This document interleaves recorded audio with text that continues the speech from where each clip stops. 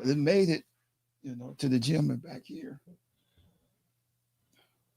Shift the narrative. I still ain't got no hot air. Shit with teeth. Hey, look, I still ain't got hot air.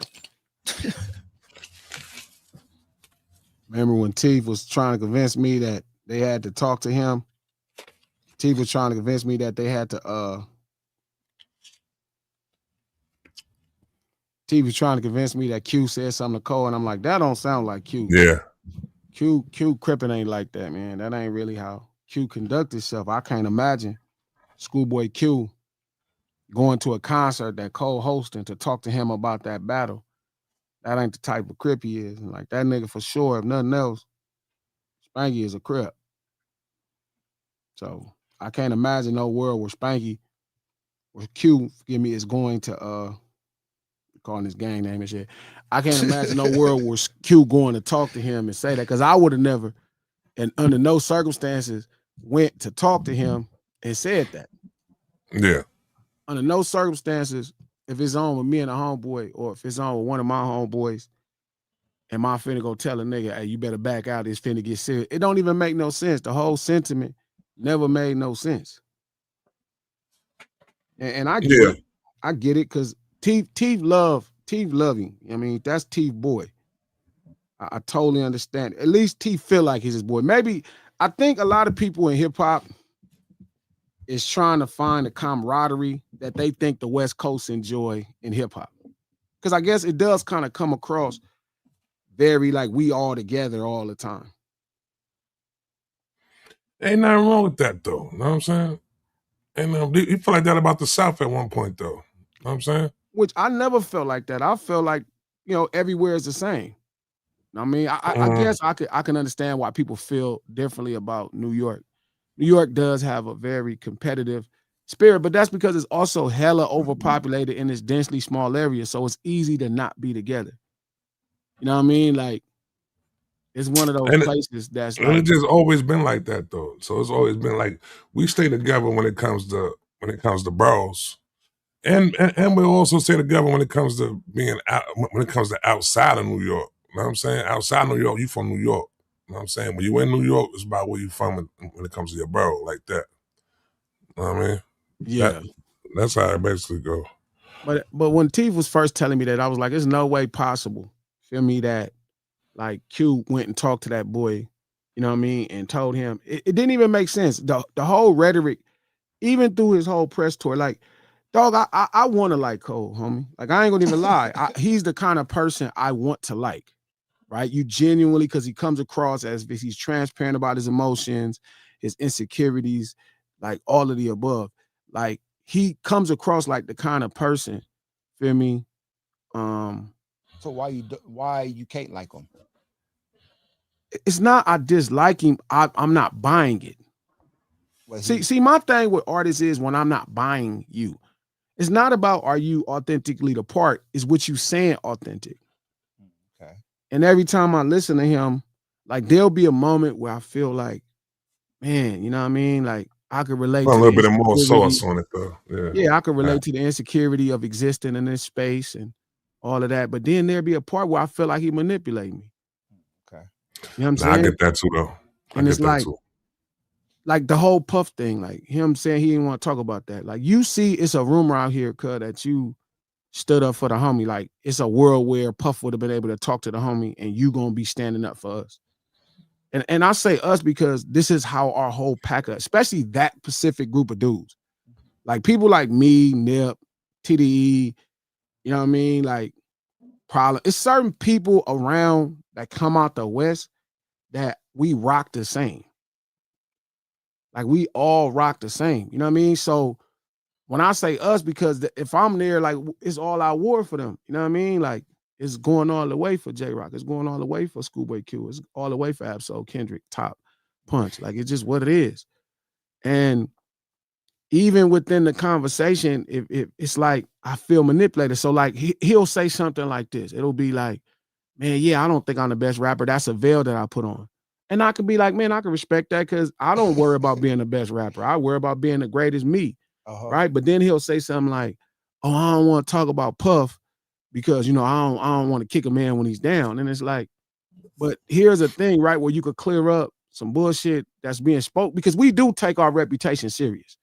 Like there's been situations I got into it with West Coast legends about shit they said about me or lies that they told. And I take it serious. I'll be ready to go all the way, because that is the one thing that street life teaches you, especially gangbanging, is protect your reputation at all costs.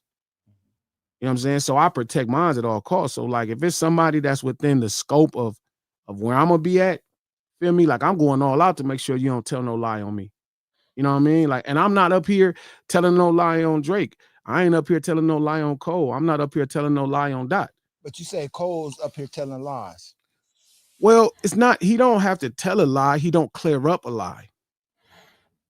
Oh man, what Dot said, don't tell no lies on me. Won't tell no truth about you. Won't tell the truth about you. You know what I mean? So yeah, Gabe, my bad, King. What you were saying, bro? No, I was gonna say, so did Q actually go to the concert and talk to him about it, or is that a lie? That's a lie. But I told everybody that was a lie when it happened.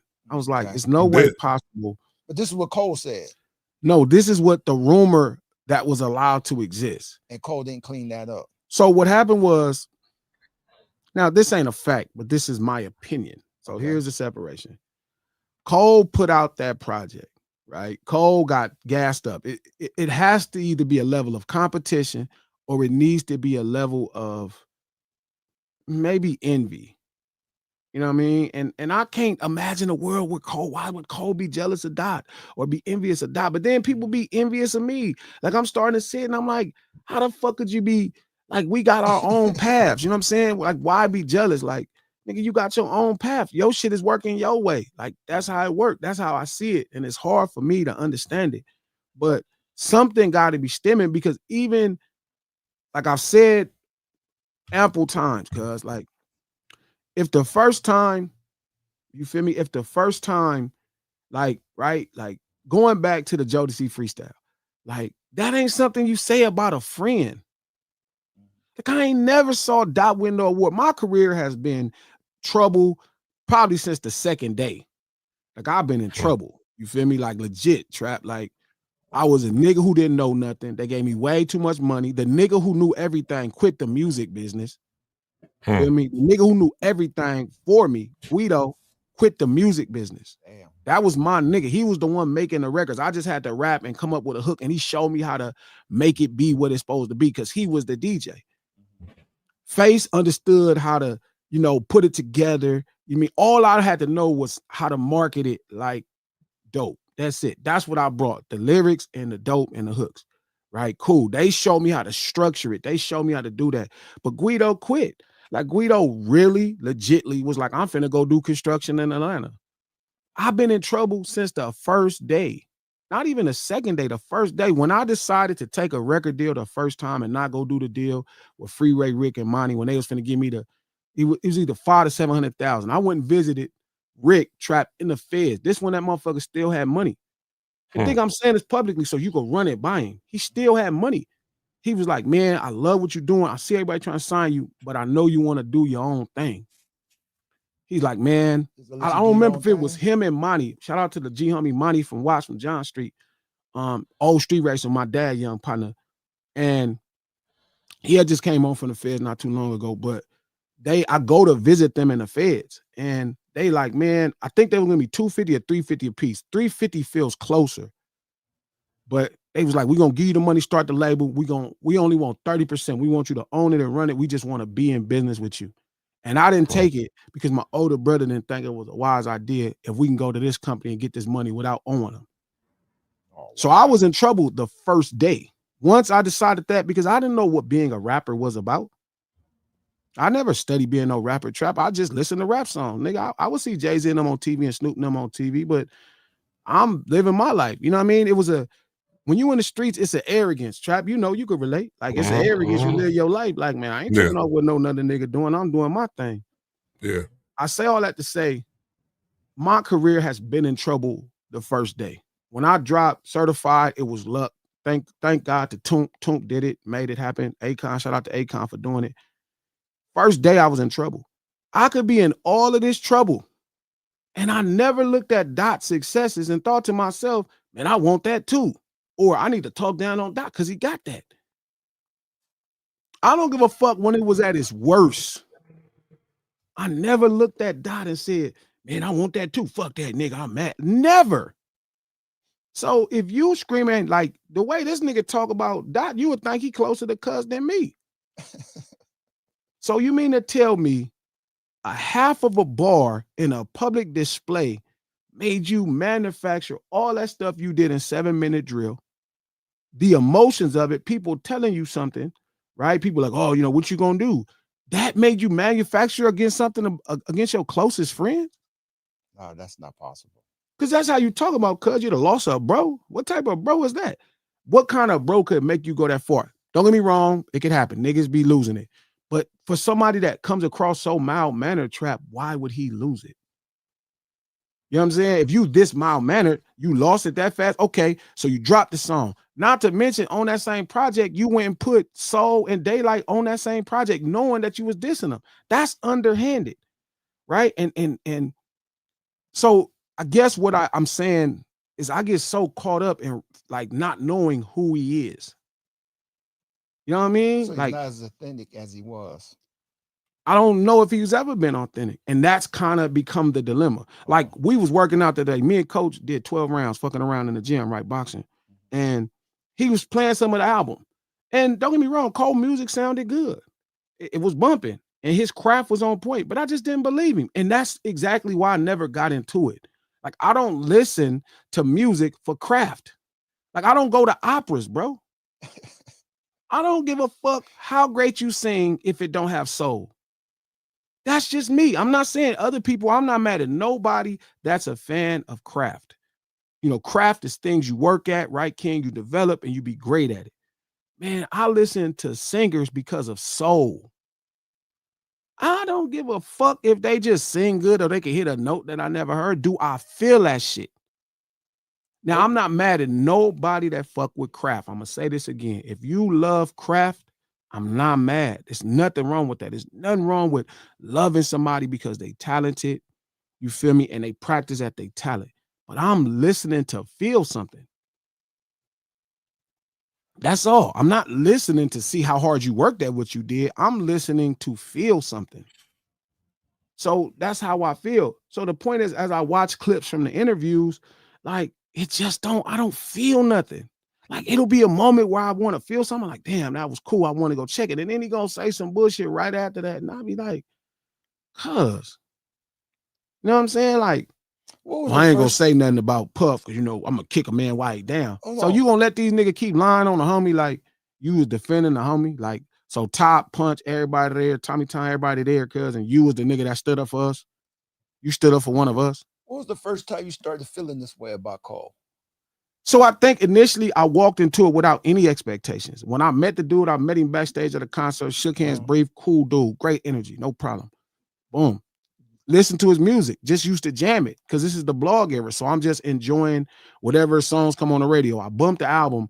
I thought the album was cool. I wasn't into it, but I could tell he was really dope and really skilled, right? So I had a respect for him. Then, you know, certain things I listened to an album, right?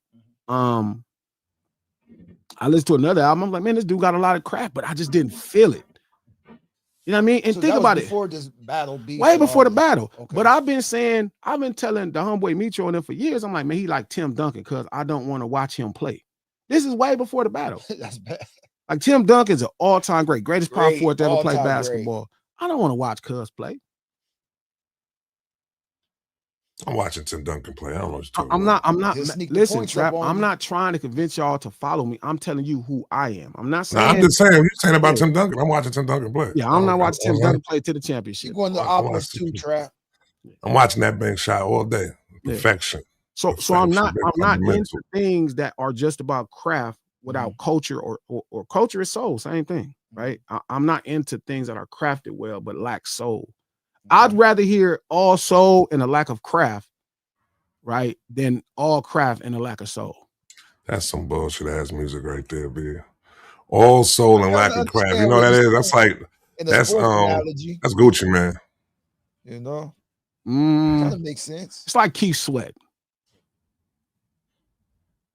You saying because you saying he got the soul, but I got you saying. I get what You know you're what I saying. mean? He's not this great all-time great craft. Makes You sense know who now, else is huh, like Trap? that?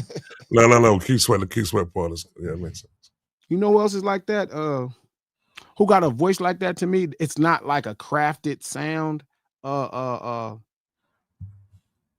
Who sang Strange Fruits and Talking I'm about feeling Nina good. Simone. Nina Simone is like that. What's the sister she from LA? She sang the Flow Rider flipped her song. You didn't even know she's from LA. She's an older singer. You know what I'm talking about. Come on, James. Trap. You review I don't know. albums. Can you know it? No, you Beyonce sang review her song. albums. I don't know. Beyonce sang her song. Cause Say LT. Who you talking about, LT? I don't know.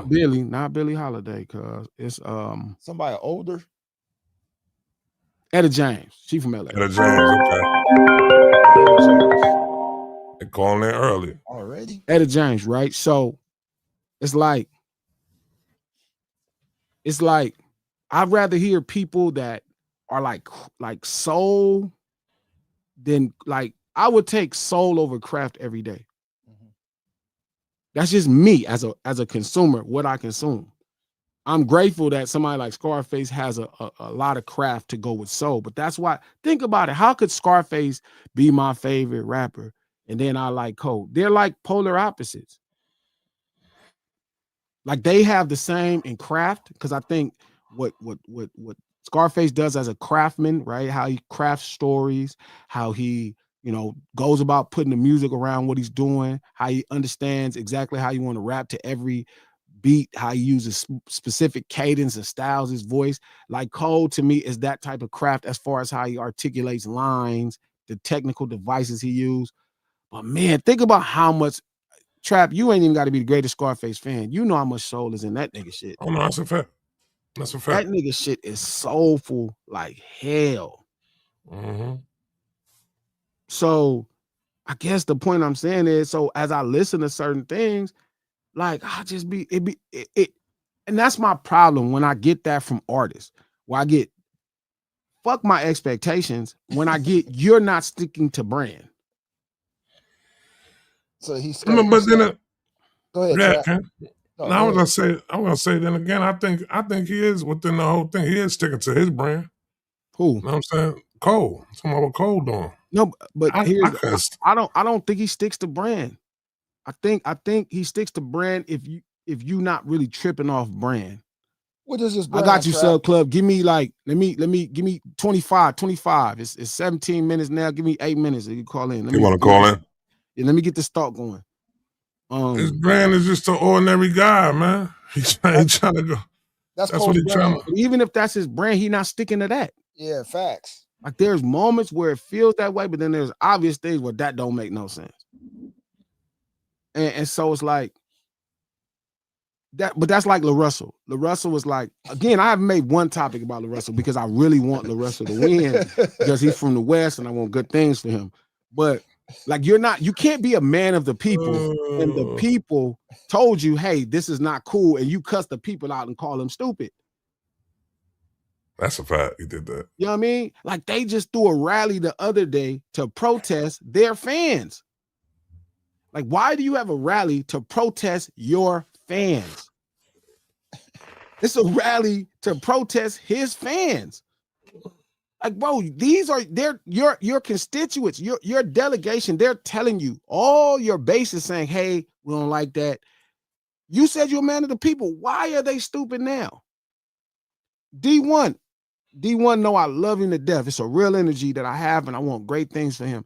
But like, why are you bragging because you feel like you got banned out of every strip club as a marketing tool? Like, if this is legit, you know what I mean? Like, why would that be the energy? They wasn't playing shit in the strip club in the first place, B. Get your ass out of here, D1. And to his point, you know what I mean? He was like, well, I never want to go there anyway. But it's like you keep bragging that you use your voice to shut down a strip club, right? And I'm like, I know the energy is coming across like, well, show us, do it with gambling. Show us your real power. Do that with gambling, and we can show you real fast the difference with Christianity and American Christianity.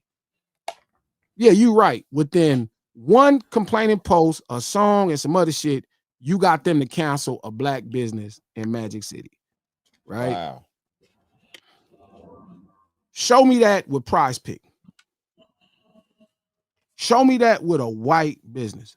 See if you can make the NBA abandon a white business that promotes the same type of sin.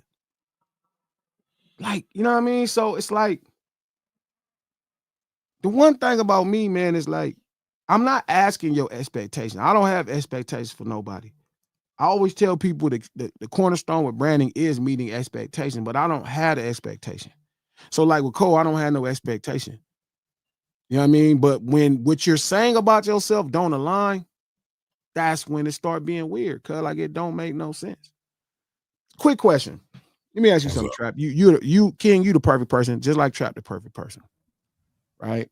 Why you got them glasses on? Oh, You. yeah, you can tell. Yeah, ain't no sun on. Shit. That shit reflecting off. Thought it was cool. Shit, I can't be cool. God damn, fuck. I'll get you some looks, bro. I mean, yeah, I thought I was cool.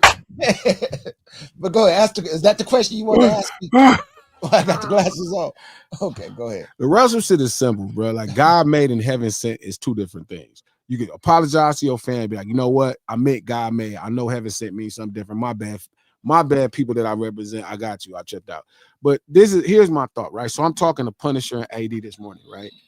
And I'm telling them, it just hit me like, yo, I think Jack Harlow might need to get fucked up. Oh, I thought that. What? I thought that the other You day. gonna beat Jack Harlow up? I didn't say that. I thought that the other day. I didn't say that. When I He's gonna put hands on Jack Harlow now, B. When I realized the title of his song was Monica, you know. But it's not just that. It's not just the title. If it was one thing that was fine, if it was just him doing that, it'd be fine. It's not that. I don't know if I can feel the sneer coming off of him. I don't think you can feel it. Oh, I feel it. I got negative feeling coming from him. But this is what I'm telling Trap, right? I'm like, I don't think people feel the sneer coming off of it. He laughing. Like the act, like the like. Right. It's like this playing in your face type of thing, right? And it's like I can feel it. He betting somebody that he could do this. This is all a game. I can feel it. I almost thought the shit was. After I realized everything he did, I said, "Yo, this shit might be self-sabotage right now, B." It ain't self-sabotage. I talked to you about it off air. Yeah. Listen, I'm saying, so I'm telling them, I'm like, hey, he probably should get fucked up. And they're like, that's why you always, man, you on some crip shit, man. You punch. I'm like, do y'all get what's happening that he's kind of playing in black people's faces right now? Like, it's not like it's one thing. Like, if he just made a Neo Soul album, it wouldn't be a thing. It wouldn't be nothing. If he just, you know, named his album Monica after that corny joke, it wouldn't be nothing. If he just, you know, did that. Come on, man. Even if he's saying I'm blacker, it would be. It's the combination of things that's happening that's making me think to myself, like, the nerve of this motherfucker. It's like 3 strikes, man. Come on. He just playing in niggas' faces and shit like niggas is bitches. And he was like, man, Glasses, man, you can't be a Crip forever, man. When you gonna stop being a Crip? And, you know, you tripping. And I'm like, why am I really tripping? Like, y'all don't feel that? Like you can't trip as a black. Why just a Crip? Just be black and trip. But that's what I'm saying, because even then he was like, well, you black and you a Crip. And I'm like, I'm like, yeah, but we have problems with people because we have problems. It's proximity.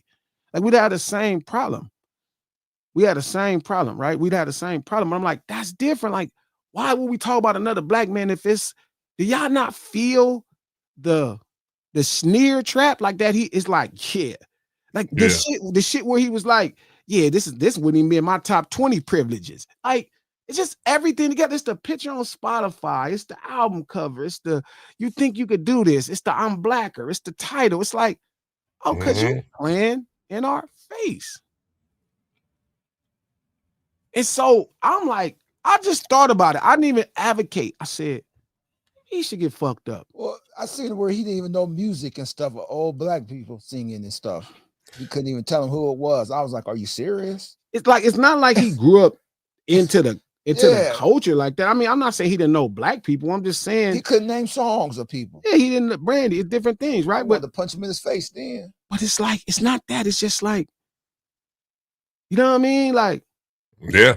I just got this feeling that he just need to be fucked up. And I don't know if it's God giving it to me and he giving it to me because I'm a Crip, Paul. Like, I don't know if God is giving me this emotion because I'm a Crip and I will do it, right? And or I can advocate this kind of, I could permeate this energy off to make it happen, even if I couldn't get to him. Is God transmitting it? Because it's not on purpose, Trap. It's not like I'm trying to get some play or I'm trying to make people follow me because I think this. I'm not trying to come across like Farrakhan, man. I'm a 7th Street Crip for crying out loud. Farrakhan. But it's like I'm the last nigga left. Like it's like I'm the last nigga left. Like I'm the last nigga left. Niggas is not niggas. Like they not like black like that. They like black. They like, it's cool. You know, my skin is black, my kids is black, but I'm not tripping off white people playing in my face. Trap, I swear to God, cause I be like, so I was thinking about it, and Pun said, man, G, you ain't even cripping like that. I'm like, what do you mean I ain't cripping like that? And he tried to convince me. I said, Pun, well, would you call the police if something went wrong? He said, he didn't even answer, because I'm like, that's why, because you're a Crip still. Like someday I pray I grow up and not be a Crip. Someday I pray I grow up and be able to just call the police when something wrong happened. I don't want to seek revenge on my own. You feel me? I don't want to. I pray that day comes that I really feel like everybody else, like a regular citizen. You know what I mean? Like I'm not, like all my guns should be registered. Like I shouldn't have clips with 40 bullets in them. Like if somebody did something wrong to me, I would let the legal system deal with it. I wouldn't go deal with it myself. I pray that something comes over my spirit one day and I feel that way about existing in America. I just cannot imagine feeling like that in America. I doubt it. Did you see the fucking vote the other day when the UN nation was saying slavery is the gravest crime against humanity? America voted no. Wow. Like, and this was their reasoning. Oh, I didn't see the reasoning. Look at the reasoning, bro. The reasoning is crazy, bro. This is the reasoning. The UN General Assembly on Wednesday adopted a resolution declaring the trafficking of enslaved Africans to be the gravest crime against humanity and calling for reparations as a concrete step towards remedying historical wrongs. Right? That makes so much sense. Like everybody else felt like that, right? It was simple. Except America, Israel, and Argentina. We know Israel gonna ride with America. No, America gonna ride with Israel. But I don't even want to get no fucking politics, because again, this sounds gangbanging to me, and everybody think I'm gangbanging again. This is what America. While United States opposes the past wrongdoing of the transatlantic slave trade and all other forms of slavery, it does not recognize a legal right to reparations for historical wrongs that were not illegal under the international law at the time they occur. So then why would you say the past opposes the past wrongdoing? That means you did wrong. If you know the transatlantic slave trade was wrong, that means you did wrong. But it does not recognize a legal right to reparations for historical wrongs that were not illegal under international law at the time they occur. Deputy U.S. Ambassador Don Negria said before the vote. This is something else America said. The United States also strongly objects to resolution's attempt to rank crimes against humanity in any type of hierarchy. The assertion that some crimes against humanity are less severe than others objectively diminishes the suffering of countless victims and survivors of other atrocities throughout history. How the fuck could I be in this country and not be a Crip? How could I not be an outlaw in this country? I don't know how y'all could exist in this country and not be a Crip.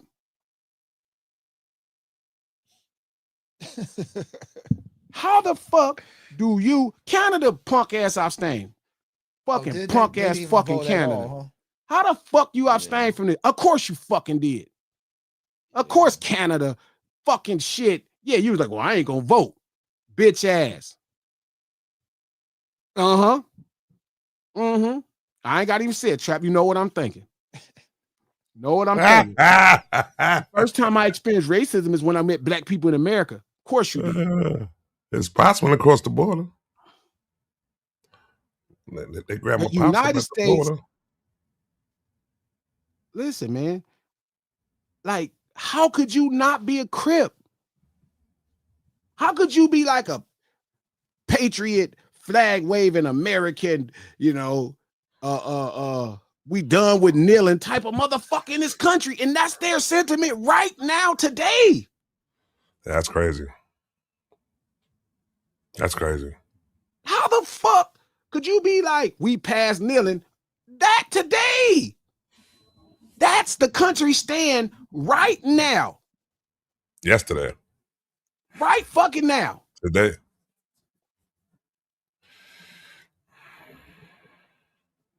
Right now. And you wonder why I'm a Crip. You wonder why I'm an outlaw. And you wonder why I'm thinking to myself, like, man, we probably should fuck this white boy up for that shit. That could be a thought. He probably do need to get fucked up. No Ceilings Live, the lunch hour, every Monday, Wednesday, and Friday, right here, noon, Pacific Standard Time, 3 p.m. if you're on the East Coast. Thank y'all for tapping in. Don't hit that like button. Please don't make the moderators beg you. See the phone lines right there. See the Cash App and all that. You know, if you want to fuck around, fuck around. Go on, hit that like button on YouTube. Twitter, retweet this link. Facebook, share this post. Tell a friend that the hour and the table be going in. This ain't the chat. This is the lunch table. Shout out to all the good folks at the lunch table. We do this stream to support the No Ceilings podcast. Just dropped the final episode. Had my brother Trap on there. We was cooking. It was good. It was good fun, good conversation. Make sure you listen to the No Ceilings podcast on Apple Podcasts, iHeart Podcasts, and anywhere you get your podcast from.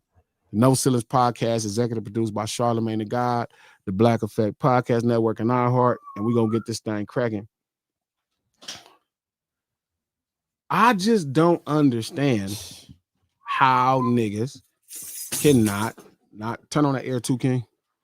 I don't understand how niggas not actually be an outlaw. Trap. King, Coach, what up? What's up, Coach? What's I'm happening? gone for a day, and this what y'all got this nigga. Y'all let him do this? What did I He do here wrong? incriminating himself. I didn't say This I was nigga gonna do is in nothing. here turning everybody to Crips. I gone for a day. I didn't say. No, I wanted you to missed do the it. funniest We part. outlaws, we all gotta be Crips. Y'all don't think we should be? Did you hear about that vote? I heard about you. I heard you talking about this shit, but we can't all just be outlaws. We all gotta be Crips now. Hold up. Because The you back, I UN think. General Assembly on Always Wednesday been free. adopted I a can't say resolution declaring the trafficking of enslaved Africans the gravest crime against humanity. Shout out to all the assholes that's talking about Africa and all of this shit. And this is trafficked people. So not the sellers. All the other people responsible for trafficking. So they just as guilty as everybody else. So again, the traffic enslaved, right? The gravest crime against humanity and calling for reparations as a concrete step towards remedying historical wrongs. This is the resolution they adopted, right? The vote in the 193 member world body was 123-3 with 52 abstentions. Wow. 52 people didn't want to vote. Canada punk ass. Fuck can't see. Am I wrong if I say fuck Canada? No, Is that, I think you're right. I think you Should got I to not say fuck Canada? Nah, they get it. Am I They wrong can if get I it. say fuck Canada? No, They you can got to get say it. fuck Canada. Yeah, Canada got it. Like, come on, man. But wasn't that the most Canadian thing to do though? It is definitely. Tap out. Yeah, that was the most Canadian You know thing what? to I'll do. pass. I'll pass. That was what Canada does. This is what they do. Canada get down like that, man. Canadian, they don't get down. And listen, You know. Argentina, Israel, and United States were the 3 members voting against the resolution. The United Kingdom and all 27 members of the European Union were amongst those that abstained. Wow. While the United States opposes the past wrongdoing of the transatlantic slave trade and all other forms of slavery, it does not recognize a legal right to reparations for historical wrongs that were not illegal, under international law at the time they occurred. Mm. How the fuck could you be in this country as a black person and not be an outlaw if that's their take on you? There we go. Outlaw. Can we just be outlaws? Crips, Bloods, they all the same. Outlaws. There's just names of outlaw organizations. Y'all, he just said Crips. He just straight said Crips. That's I'll the take only Pop person. Rules, Bloods. I'll take mafias, mobs. For you Colts, Cowboys too. For you Colts. Mafias, mobs, any organized group of outlaws. How the fuck could you not be? And I thought to myself, like, how the fuck could I stop being a Crip? Like, in which world would I be okay to stop being a Crip? How? This might be his best Crip argument of all time. How? No, I'm dead serious. Like, he almost got me. I was like, damn, should I become a Crip? If this I'm just saying, if I'm tripping, like, you still can conduct yourself in whatever manner you want to, but how the fuck could the country just shit it on you in front of the world? That's crazy, huh? Oh, you know what, man? Look, I mean, it was fucked up, but look, nigga, you know, shit, we ain't paying them niggas. They fucked up because it was legal at the time. And you like, I'm American. I don't want to get into this conversation. This is a Sunday dinner conversation. In order for it to happen, it had to be unanimous vote. Like everybody had to vote. Yeah. So even no, it passed, but it's not a legal thing. It's like a idea that the rest of the world is like, hey, y'all know y'all wrong. Mm-hmm. Israel, Argentina, United States. Was like, man, shit, fuck that, man. That shit wasn't wrong. That was legal.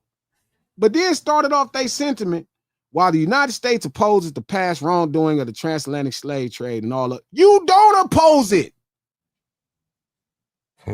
No, you don't oppose the past wrongdoing. That's the point. You can't say, that's like when niggas be like, respectfully, you a bitch. You can't say that. Respectfully. This nigga G said this is crazy though. Don't he seem like you a bitch.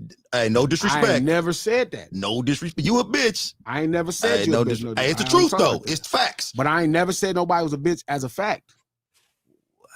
I never in my life, never in my entire life. This even make me want to go back and check the tape sometimes. Check the tapes every time because I control myself even when I'm irritated. You do. I'll give you credit for that. You definitely do. Sometimes it irritates me. So is he right or not right? You know, I never know G sometimes. He always starts super like really right to me, and then he just jumps off it. Then he got us scripting. You say you'll remember later on, huh? Yeah. I'm just saying, dog, like, I don't want, again, I'm not a politic person. Shout out to every politician, you know what I mean, that's into politics and believing and all that. I'm with you. I got you to school me. But trust me when I say this, if that don't make you want to be an outlaw in America, I don't know what would make you want to be an outlaw in America. It's fact, man. See, I'm with him right now. That's their opinion right now. You gonna get the blue rag for you, Coach? Nah, I can't do that. But so you with him right now? Can't get the blue rag. So anyway, that's my issue. Cole was playing the Cole. He's playing Fall Off. I'm like, oh, it's like he's rapping good. It's good beats. And it's like, I don't believe you. And then he played the Baby right behind. And I'm like, see, I believe the Baby. See, I felt bad. When I heard him talk about this, I said, that's right. He should have never played the shit. Yes. And you know what Coach said? I do believe the Baby more. He agreed. He just don't want to say it now. I don't think that's dissing. I didn't say that. Swear to God on my life. Wait, but did I say that? Yes. On Olivia's soul. That's what I said. I don't know why you looked at I don't feel like I said that. On Olivia's soul. I said he sounds more believable. Like, yeah, I ain't gonna lie, he do. You getting old, Coach. No. You know what? Hey, you know what? I think I did say that, but then I thought about it. I did a Cole. I thought about it, and then I apologized for my thoughts because he, for sure, J. Cole is believable in what he's saying. Does he? I had to start thinking about, because G made it seem like J. Cole was talking about selling drugs and murdering. Well, he and just all talked that about shit. today. He don't believe what he's saying. He actually said it himself. What you saw him on that Carmelo shit? It was a clip, and he was like, "Man, I don't really think I'm the best rapper." Trap, did He you? on Carmelo? He on Carmelo shit now? Yeah. Yeah. Oh my God. Hey, the apology tour continues. That one then. Oh my God, Trap. He apologizing to Shane. I don't Batman. even like seeing him talk, B. I feel like he be rambling on and shit. Like, shut the fuck up, B. Why you talking so much? Answer the question. See, that's bro. disrespectful. No, bro. I don't want to hear him. Shut up, bro. You have to say that many words to get to you know what I'm saying, explain the way you felt, B. That shit be dragging on, B. I don't know how Cam sat there and listened to that shit for that whole long time. I don't know how I did. I just wanted to make sure I knew what the hell I was talking about when I came up on here. That's it. That's the reason why I watched that dumb shit, though. That nigga was talking a map. Man, listen, man. So again, here's another thing. Like initially with the Drake conversation, I keep telling y'all he's a pop artist. Then I'll show you where he says it. And then I'll tell you that Drake's not believable. Then you're going to be like, yes, he is. And then I'm going to show you where he don't believe it. All Cole interviews seem like he walk on eggshells to me. Yo, bro. That gotta be the most frustrating. Like, to be that insecure in your own being. And I like J. Cole. Y'all know I like J. Cole. I want to like him so much. But I think his insecurity is fake. I think we're not getting the real insecure. I think we're getting the acceptable regular man insecurity. I don't think we actually getting J. Cole. So you think his insecurity? So what do you think? I think his insecurities are really rooted in him valuing other things that other people have. So you think it's jealousy? If I've ever thought that before, yeah. So you don't think? So you think he's more jealous than insecure? Yes. Oh shit. And I think that goes into him comparing himself. Wow.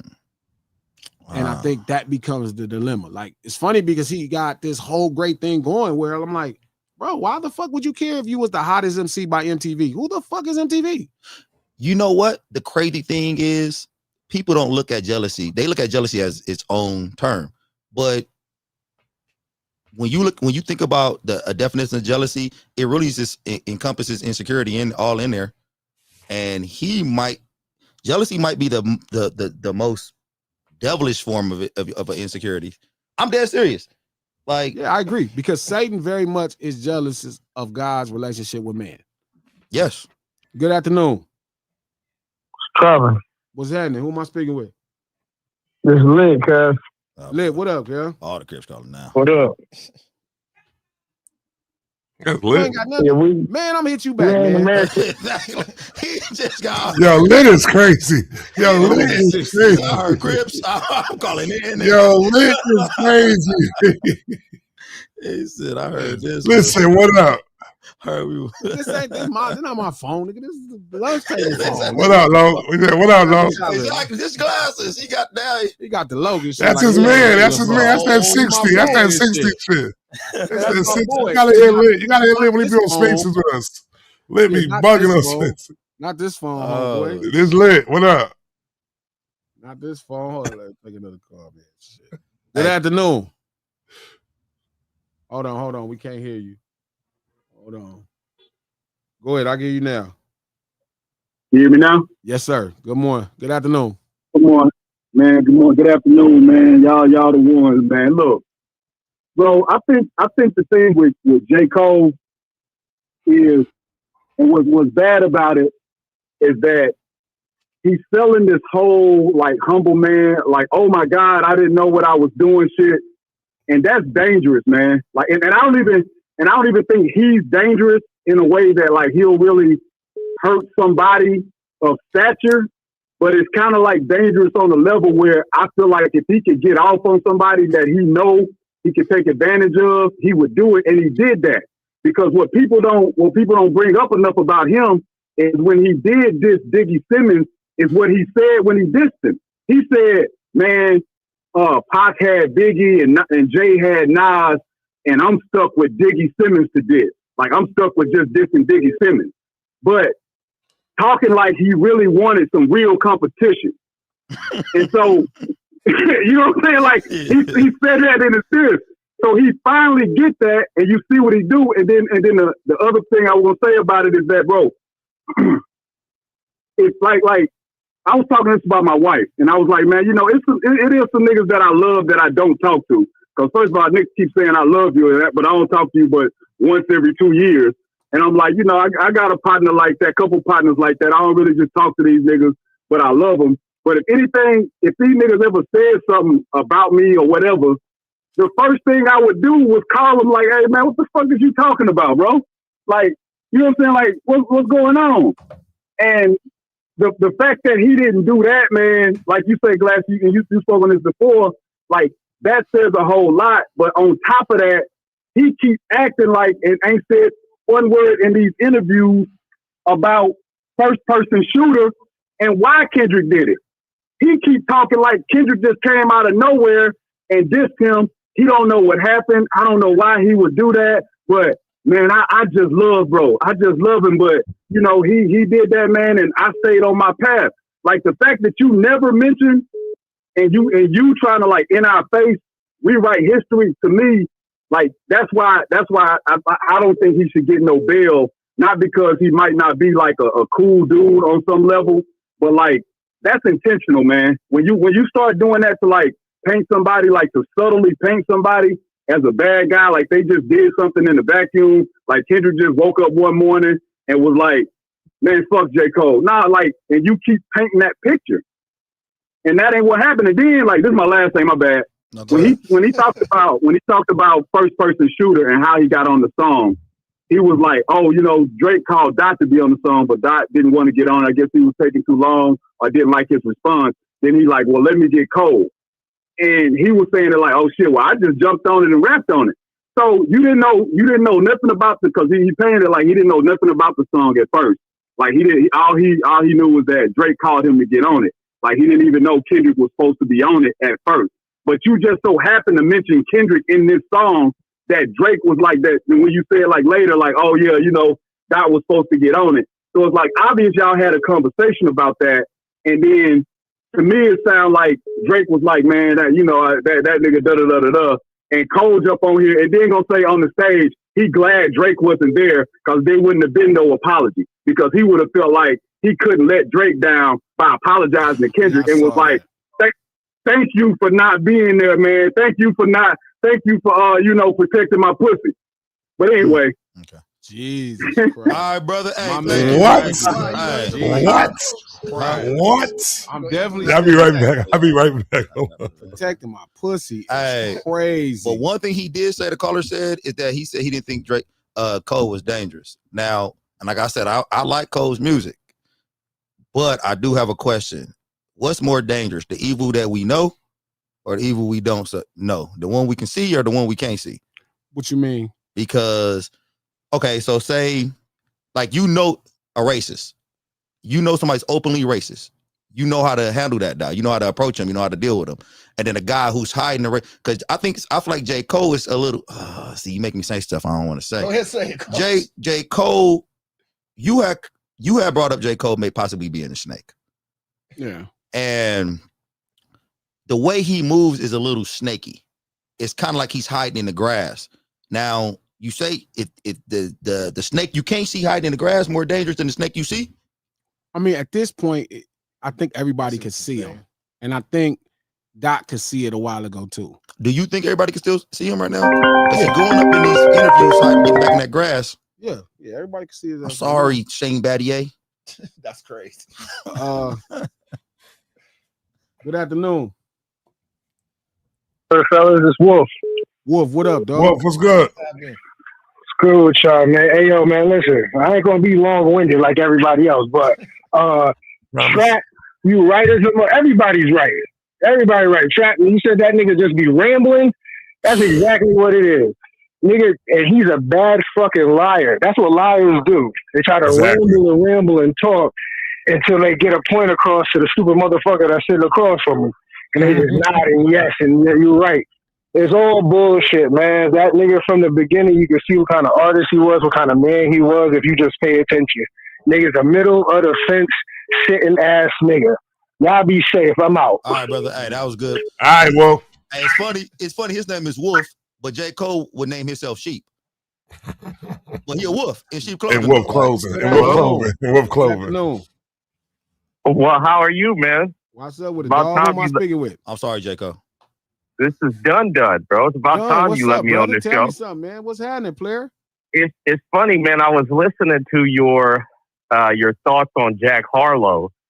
It's funny that you guys in LA don't keep the same energy with those Hispanics. I mean, how would you know? Well, they're running around saying the N-word all the time. How would you know? Well, when you make a song called F Donald Trump and say, we love the Mexicans, that's not keeping the same energy as you did with Jack Harlow. But how would you know? What do you mean, how would I know? Because I hear you talking about Jack Harlow. I don't hear you talking about... Have you been to LA to see? Or you just looking I've been on LA. YouTube? No, I've been to LA. Yeah. I think you're lying. I know Hispanics run LA. I do know that. Where have you been to know it? What do you mean, where have I been to know it? How would you know? Where did you go where Hispanics I've been to LA, the city. Where are blacks the majority in Los Angeles? What part of the city are blacks the majority? What is majority South Central, and that's it? Anything? Well, I'm just saying, my argument is this. You don't think you should ask questions versus make declarative statements as if you would know? I don't hear you saying anything about Hispanics. I hear you having this energy with white people. We never had this problem with Hispanics. Show me the Hispanic that did it. You've never had weren't Hispanics firebombing homes in East LA? Did you see that on YouTube? No, that's a fact. How would you know? That's a fact. It's FBI document. It's documented. No, it's not that documented. Hispanics were targeting what you know and is what a white firebombing homes in Boyle Heights. That's a fact. Hold on, Dunn. What you know is what a white person that told you what happened. You don't know what happened. So that didn't happen. No, you don't know what happened. So there aren't videos of people in LA checking black teens that are Hispanics. That's not happening. You know what this is, right? You know what this is, right? Okay. No, there are people that are not gang members that they're checking. Black teens, you mean two people that are gangbangers having a disagreement about which neighborhood you is gangbanging in? No. These are people that are civilians as well. These aren't just gangbangers. No. You're talking about there's one video where they say that they're from. Listen, Dunn, if you want to talk to me about LA life, come hang out. Then I'll take what I am telling you. Just listen.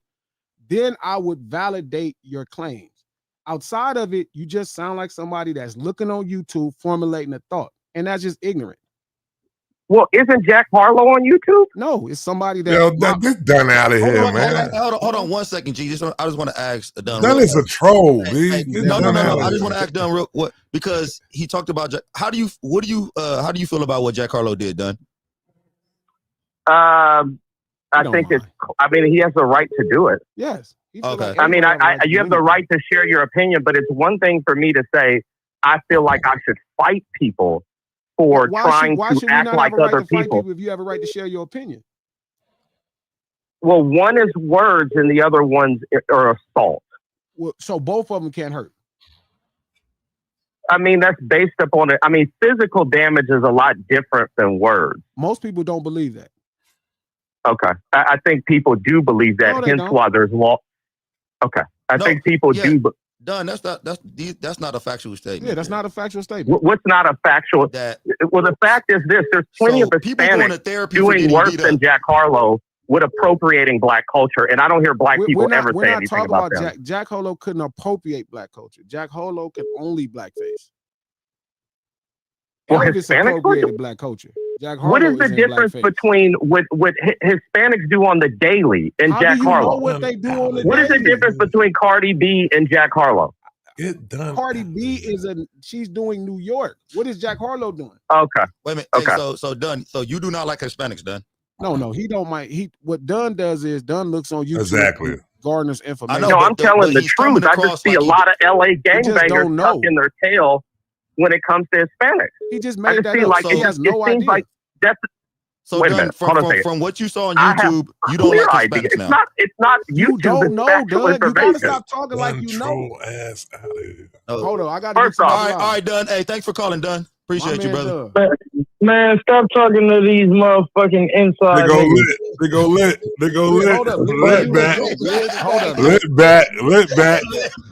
Lit back. Good afternoon. Hey, G, Mama made it. 65 shutdown. What's up? Yeah. You make it every day. I'm disappointed. You let Bob from accountant talk too long, man. Nobody want to hear that shit, bro. Nobody want to hear Bob from accountant. He ain't never been to LA. Voice, man. Yo, 6'5", talking the fuck out of here, B. Taking the fuck out of here, son. Hey, Cole, get Bob the fuck out of here, man. What's wrong with Bob, I'm supposed to be trying to shorten these conversations, but hey, Coach, you gotta screen these. Let me get to it. 65. Let me get to it. 65. 6'5". 65. So no, listen. The thing is, shout out to Dunn. Shout out to every black person outside of LA that think they understand what's happening Dunn is black. in LA. He's a mix. Yeah. I think he's mixed or white. I never met him. But again, if you want to have an opinion on LA, you should come to LA. Like what they do is they sit on YouTube. There's a lot of jealousy about niggas in LA. I won't even lie. Like niggas in LA kind of been like the shit for a long time. And there's a lot of niggas mad. And Dunn is one of those people that's like a suburban kid, and he mad at the ghetto. So he's like he's like an owl. He's a champion, so he kind of championed Drake. He like, I hate it. We want hip hop, and you guys can't have it, and we're gonna take it. But I'm gonna tell you, dude, you gotta let me do it. Like Dunn, you gotta let Dunn say it on air that he don't like Hispanics. He's not gonna say that. He was gonna say that if you kept on being his lawyer. But he was gonna tell you. He was gonna say it. Trust me, he wasn't gonna say it. He was gonna say it. No, he wasn't. Dunn is saying that he don't like Hispanics. No, they don't. It's not. Most of these people that say that don't have an issue with Mexican people. They just looking for a way to talk shit about niggas from LA. You should let him answer that question. Like, I want to know. Because Dunn come over here. Dunn ain't came over here. Dunn ain't gonna go nowhere where we at. Most of these people ain't going nowhere. Coach, listen. We're done. This argument that we have, shout out to every black person that don't truly understand the layered relationships that black people and Mexican people, and we share the same community here. They don't understand, and it ain't our job to try to explain it to them. That's not our job. Our job is to live and exist in our spaces with our peoples and do our thing. That's the truth, Coach. You know what it's like every day. We do the same shit every day. You know how we have this integrated society. We can't argue that with somebody else. He's upset that I'm thinking that we should punch on Jack Harlow. It's a thought. I didn't say I was. I didn't say nobody else should. I said I'm thinking he should get fucked up. He's so busy because he's like, man, well, I would like the white man to be hip-hop. Dunn is somebody that wants to colonize hip-hop. He feels like it should be. He hates that poor black people have something. I feel you. And it's just like that, and it's all good. But back to the point. Dunn's a fucking troll. Hold on. Dunn's a troll, B. That's it, B. That's what he's a troll, B. That's all he is, B. Yeah. So, but to the point. So I guess what I'm saying is, well, twist into the actual conversation. To the rap battle side of the conversation. Right? Where Jay-Z is saying that. And Jay-Z has matured past contentions and I don't know, because maybe this new version of Jay-Z is different, but Jay-Z is a very serious kind of guy to where he competed. I don't think he's referencing battle rappers when he's saying, I don't think battling has a place in the culture. He would like brothers to be together. I hope that's what the thought is, right? Or is it he was just trying to sell tickets and not piss nobody off? Could be that. I didn't even think about that though, but I think that from where he's coming from, he's saying he's trying to take one of the elements, well, not an element, but one of the best parts of hip hop that doesn't really lie in any other genre is the competitiveness. You know what I'm saying? The competition part of it. So, you know what I'm saying? With them saying I'm better than you like that. I understand the whole collaboration part he was saying. You could do it like that too, but sometimes you gotta, you know what I'm saying? Sometimes you gotta let a person know how you feel about them. You know what I'm saying? On wax, like that. You know what I'm saying? So, I think okay. I don't like the fact that because hip hop is predominantly a black thing, that when we compete or get aggressive, they think it's shunned upon. In every other anything else we got going on in the country, they are compete. We see McDonald's have commercials talking shit about Burger King. We see this shit in every aspect of the world. But now hip hop doing this shit. They always, oh no, look at these. I don't, what I really want to say, but I ain't gonna say this shit. Look at these guys out here fighting and getting into it and all that type of shit. Now it's shunned upon. Come on, dude. This shit's happening everywhere. I mean, I just feel like this whole thing, even if them to say that about this Drake and Kendrick thing, even the shit J. Cole doing, they're making too big of a deal out of it. Nothing is wrong with Drake. A motherfucker ain't been pinched in this battle. There was a time that would have made sense when Jay-Z would have said that. He could have said that back in 2000. Motherfuckers almost felt that people died over a battle. They thought that at one time. They were like, motherfuckers, man, these niggas ain't nothing happened to these niggas. Ain't nothing finna happen to none of them niggas, and for sure ain't nothing finna happen with us. Ain't nothing gonna happen to none of the homies, so what are we really arguing about? Like, is it really that serious that we that upset that people don't like Drake now? They're mad at Drake. Why you didn't do this for Ja Rule? Right. I ain't doing it for all them drill rappers that was coming out. Them niggas was actually dying. You know what I mean? Like, and putting it on wax. And I hate that becomes our punching bag, right? Drill. Oh, we gonna punch down on drill. I'm just saying. I'm not punching down on drill. I'm just saying though. Sure. You could have spoke up on that. Yeah, but again, it's like, I think it's disingenuous. That's the part. And that's what kind of worries me sometimes. But Jay is selling his tickets to his concert. I would like to believe that the person that I grew up listening to or came into my adulthood listening to at that point was somebody who always kept it real, right? That was the thing that made Jay special. I like to believe that. This is one of the few times I heard him talk where I wasn't sure he kept it real. Like, do you really believe that? Do you really feel like Drake is in some kind of peril? Like, what peril is Drake really in at this point? Like, is he not able to go out and earn and take care of his family? Is he not able to do something? Yes. People are teasing him. That's what happened when you lose a battle. People tease you. I liked it better when people were in peril for battle. Like, I'm gonna be honest with you, dude. Like, I liked it better when people thought there was gonna be some repercussions to what you had when you said in battle. Like, you like, oh man, I liked it better because now we getting all this make believe shit happening and people dissing anybody now. They talking shit to anybody because they know ain't shit happening. Ain't nothing happening. I liked it back in the day when niggas battled and you kind of like, man, they might get to a squabble. Yeah, they might scrap for real. But I'm saying, what is Drake going through right now? Like, what the fuck is he going through right now? Nothing. Like, what is he going? He's not going through anything. He going through self-inflicted wounds. What is he going through? What is so bad for Drake that it's just so bad he going through it? Oh man, what? What is he going through? Tell me, what is he going through? Nothing from the battle. Anything he going through, he did to himself. I'm saying even after the battle, what is he going through? Nothing what's wrong with from Drake? the battle. What's wrong? Like, what's happening? His feelings hurt? People making fun of him? People joking about him? Oh, you be a PDF. Oh, you did that. Or oh, you not necessarily a nigga like that. So what? But that was the most like, since when did rich niggas become like, this is my point. Like, you think you're supposed to have all the money and everybody's supposed to kiss your ass too? I don't think the PDF shit was that. I'm saying that motherfucker said that, so what? Like, the most important thing was I'm saying, so what? We don't want to hear you say nigga no more.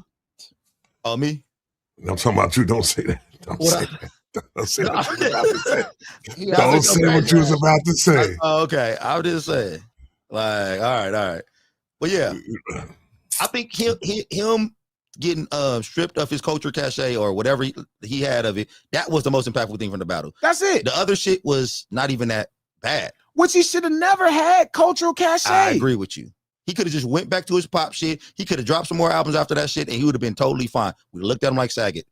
But now this nigga went to go tattletale, snitch and shit. Like, why? Now we look at him like a pussy bitch. You don't realize how sensitive the world is. Like, this is how fucked up and sensitive the world is.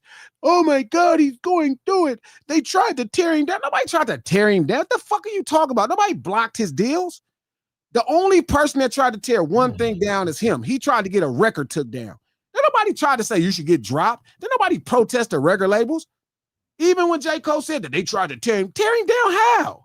How the fuck did somebody try to tear him down? One nigga destroyed him in a rap battle. Yes. Snatched his cultural cachet because he never should have had it. Yep. What else happened? Was it nobody's gonna listen to Drake? He fucked it up. What are you talking about? Like, y'all act like motherfuckers protested. Like, this old punk ass shit. I hate you niggas now, man. You niggas is fucking. This is what I feel like today. This is where I go, coach. Because this is what I'm saying. Like, I'm talking to the homies today. I'm like, man, y'all don't see this white man playing in our face and shit, kind of like thinking we a joke. Like, y'all don't see this. Like, I was telling Trap. That's why I was getting so mad at Trap. I'm like, Trap, look at the all-encompassing thing. He not listening to me. He thinking it's one picture or one song. I'm like, Trap, look at everything. And then you will see that this is a whole plan.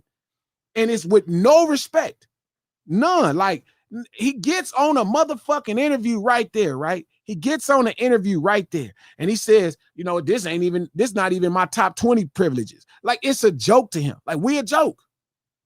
We a joke. And people think it's okay because he sleep with black girls. That makes it the same. And it's like, so now I look like a madman because I can see his black face. I look like a madman because I'm screaming at a friend and I'm telling him, hey, bro, this is a problem. Like, he playing in our face. This ain't like some simple thing. I grew up listening to John B. I heard Tina Marie. I heard white people make black music. That ain't never bothered me. Hall & Oates is one of my favorite groups. What the fuck? Elton John is doing his best rendition of Ray Charles. What do that got to do with what this motherfucker doing? This is different. And if you can't see the sneer coming off of it, how the fuck am I still this black and everybody else then got this light? I feel them 100%, bro. People out here want this culture cliche, don't want to pay their dues, and when you can't pay your dues, nigga, you get your shit repossessed. And Drake got his shit repoed, and it would have been fine, dude.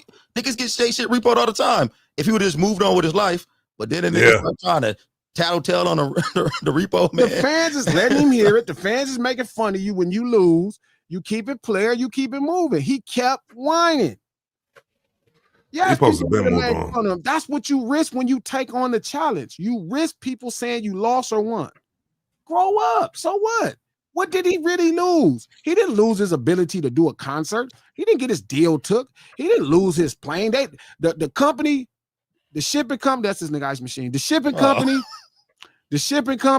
that loaned him his plane, they didn't take it back. Nothing happened. When is people try to tear Drake down? Who tried to tear Drake down? This is not us. We're not trying to tear Drake down. Drake tearing down himself.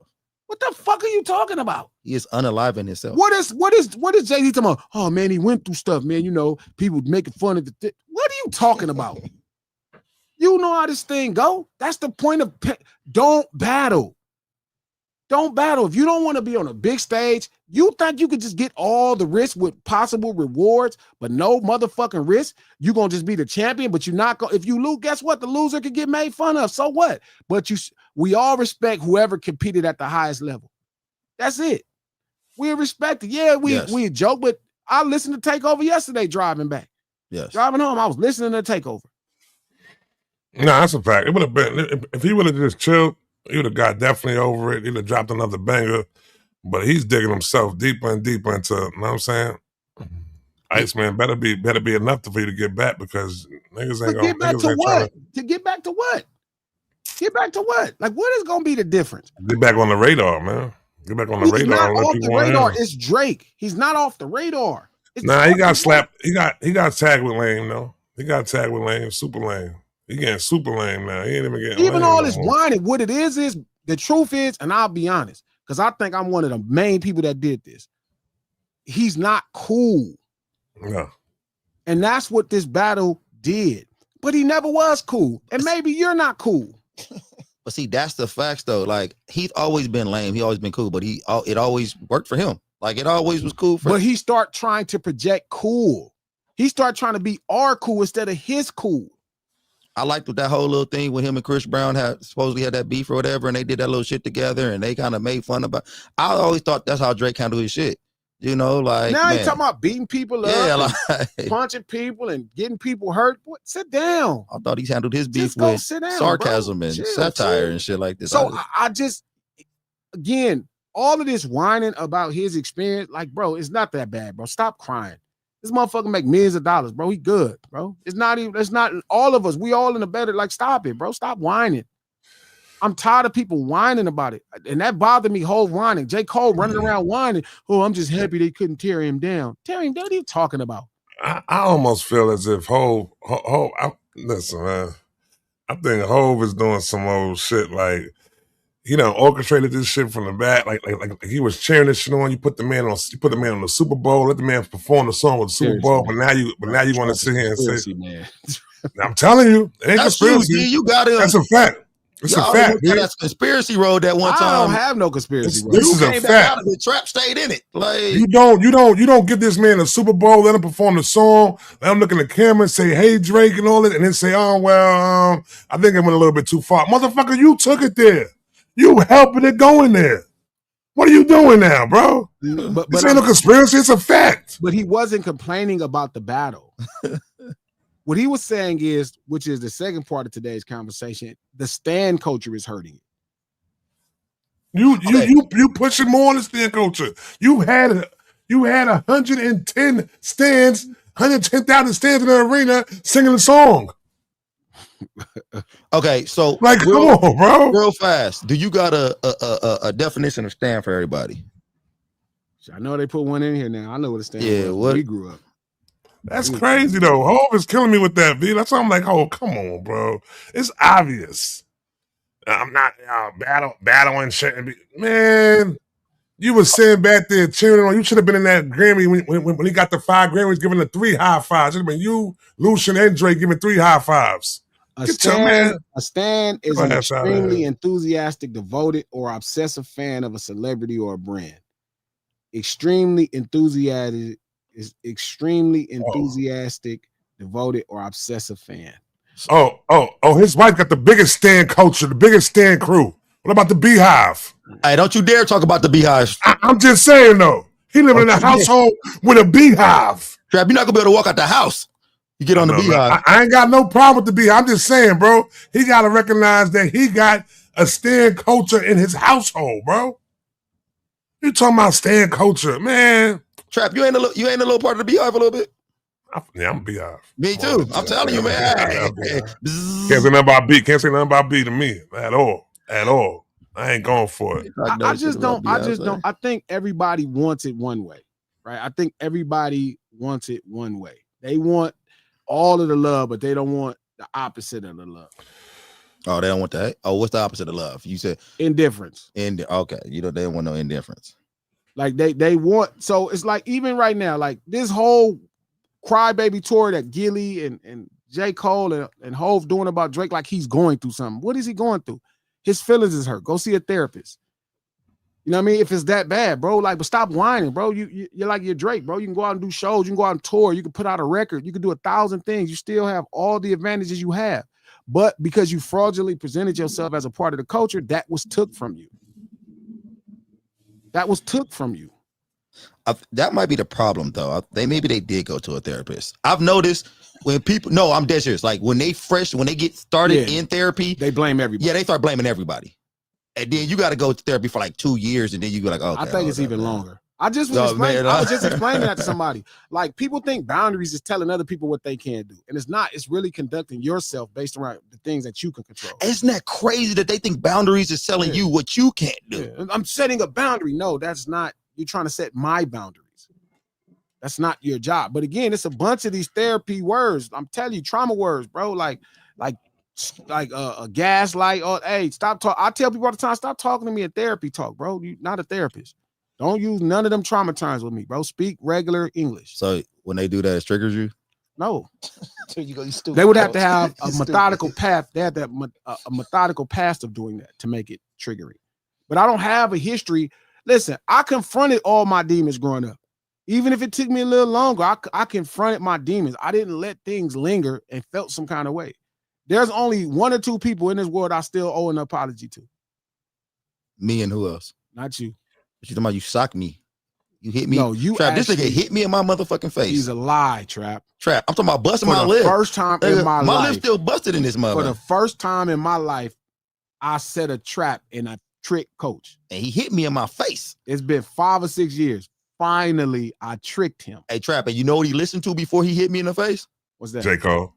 Well, actually, I was singing the Baby Zone. I'm being honest. Cole. He was 2 6 niggas wild. He said, "Oh, 2 6 niggas wild." I don't 2 6 niggas wild. 2 6 niggas wild. You thought I was Tank. The thing is, you seen Tank last night? I thought Tyrese was gonna whip Tank ass last night. I wanted him to whip his ass, boy. Tank is fun. I ain't even watched it. I watched it. Again, I just think it's just too much whining, bro. It's like way too much whining. Like all this whining, like Coach, what is he really going through? Pete, call in. Tell me what he going through. Somebody tell Al to call in. Where's Black October? What is he going through? Some Al call in right now and tell me what is he going through. What's so bad in his life that it happened and now it's like, he's had enough. Yeah.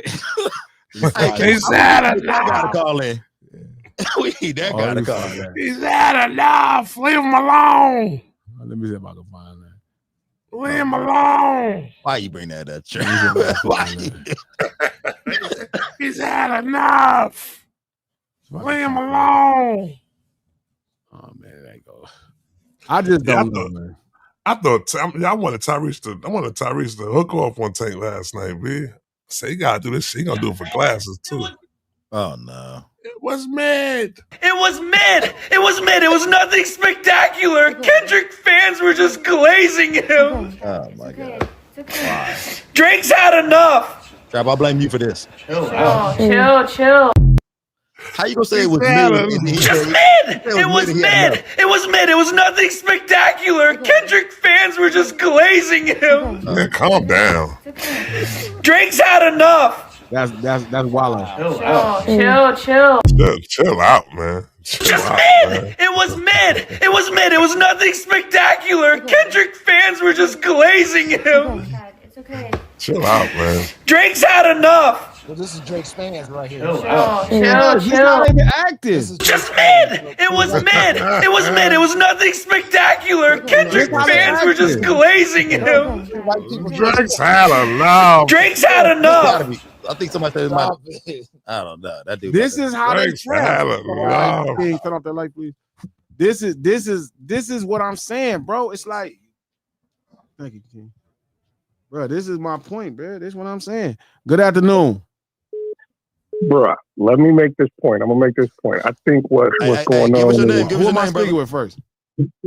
Bennett, dog. Okay, what's going on? So let me say this.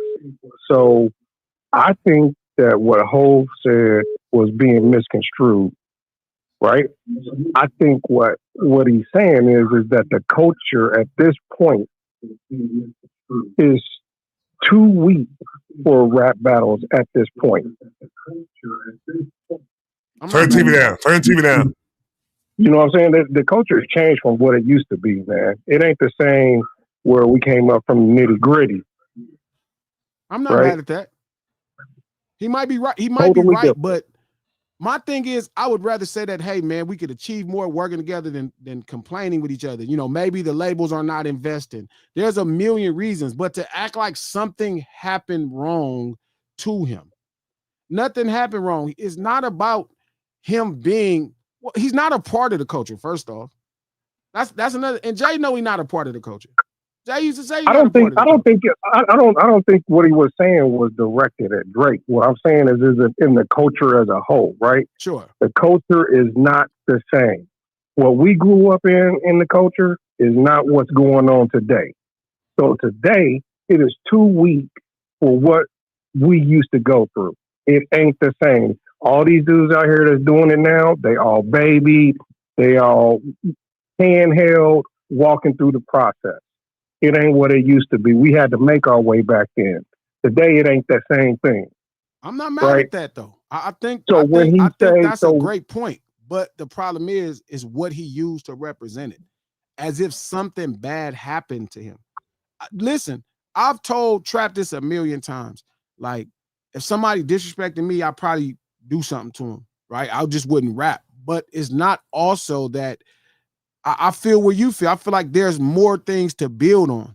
But you also would have to rid yourself of a lot of silly mentalities. Like right now in this Cole situation, right? Like, I'm not the one to be able to declare if there's envy there. It just feels really weird, right, homie? If this is your friend and in 2 weeks, this person been your friend this whole time, and in 2 weeks, because you heard one line about yourself, right? Where you hear this talking out of their neck, I'm way too paranoid for a threat. Hey, let's get it, bro. DOT, the big three. Fuck the big three, niggas, big three. That makes you manifest a complete record where you insulting a friend's journey throughout the business, their accomplishments. Like, that don't go together. And it doesn't go in a space to where it's like, oh, this is just people throwing jabs. Like, I talked to Reason about that, and he was saying, well, it's people throwing jabs. That's not a jab you throw. That's not really something you say. Like this is different, especially when you make it public. So I'm with you in the sense, right, that yes, I think hip hop is in a very vulnerable place. Well, it's not. It's actually in a strong place. It's in a strong place because right now it's not being endorsed by the mainstream. So maybe to mainstream people, it feels weak. And I understand because Jay is very much in the business of hip hop, but it's also like it's at its most strength. Right now, Jack Harlow just did less than 20,000 albums because the culture said that ain't right. 5 years ago, if the culture would have did that, we'd have made memes, he'd have been number one. That's why the culture is at its most, is really at a very strong place. Like the street urban culture is at a very strong place to where it's starting to dictate what's happening for us artistically again. Like we're not as much, like for a long time, to me, we were a victim of what was successful. Like we were trying so hard to attach ourselves to success and what was winning, right? We didn't even care if we could see ourselves in it. We just looked for the bare minimum. So right now we are at our most honorary as a culture. Rap music as a genre is wide, but hip hop is at its most purest. So that's why I'm not sure if I'm going to jump. Yes, I would love two rappers, bro, to hop on a song and rap together. That would be the greatest solution. Who rap better if that's the competition. But when you listen to somebody like J. Cole talk, the solution for him is not we need to rap together. Yeah, but you got to look at where, see, there's different levels to the culture too. So you got to take it from the hood, right? So you got the dudes from the hood that are straight from the hood, right? They from the dirt. And then you got those subsets that's on the outside that come from half suburb, half hood. They on the cusp, right? Yeah. And then you got the ones that's from the suburbs. Most of y'all kids is like that now. Exactly, today, because that's the way of the world. Everybody's because of gentrification and different things that's going on in the world, black right? Getting that shit together. Black people getting that shit together. Exactly. The environment's changing. So now you got a different aspect on how the world is. So again, that's what he's saying. That's what I'm thinking Jay is coming from, is that the world is different. Hip hop is different. We in a different space with hip hop. And the people that are in hip hop today are just way too weak for what a rap battle really is. If you're not in the battling, the rap battle culture where you know what you're getting into, whereas in hip hop in this wide space, which is totally different from where it was before, it's a whole different aspect. Because now in this space, it's easy to get in the game because you can do your own thing. You can jump on the internet. You can put your music out there. You can become famous that way. But you didn't have to travel through the mud to get there. So you don't have those same experiences. That's where Jay's saying this space is way too weak. If you ain't been through the mud, you don't know what it takes to get to this point. And you don't know what I'm talking about when I hit you. Right? That is a real. Hey, bro, brother, what's your name again? Chris Bennett. Hey, Chris, man. Hey, that was a great point, man. That was definitely food for thought, brother. We appreciate you calling, man. Yeah, thank you. You as well. Thank you. No, that was dope. Yeah, that was dope. That was awesome right there. Like, that's the caller of the day right now. Yeah. I'm not mad at that. I mean, I can relate to what he's saying. Good, coach. Good afternoon. What's going on, G? This Black, man. I heard you ask for me, man. What's going on, man? Black October. What has Drake lost? You're like the lunch table's official owl consultant to give us the truth about what's going on. The OC. The OC. My man. Oh yeah. Like I say, I mean, I don't think my band has lost nothing. I mean, I say it's just perception. Like I said, it's perception based. And I to be honest, I think a lot of people that saying stuff, they know when he get ready to drop whatever he drops, that anybody that was on the opposite side of what he doing, he gonna let it be known because he said it. So those people that speaking, they don't want to be on the opposite side of that. Oh, you think they worried about him dissing them? Oh, not necessarily dissing him, but like I said, he is one of the people, a few people in the world that if he do something, the world stop. He do something, Taylor Swift do something, Beyonce do something, the world stop. And a lot of these people, I'm guaranteeing you, don't want to be, not one of the people that kicking it back in. He gonna because he petty. He like 50, so he gonna remember who was on their side when he was in a comparable moment. If that makes sense, you know what I mean? Yeah, but what do you think it's a level that like they're worried about him doing what to them, so they worried about what exactly? But it's not necessarily to them. It's just they don't want it to be perceived that they weren't with him. I mean, why would they be worried about that specifically? I mean, cause like I said, people are emotional. Like the dude said before me. Like Hov is Hov, but he still got a part that like, man, he cares about what people think too.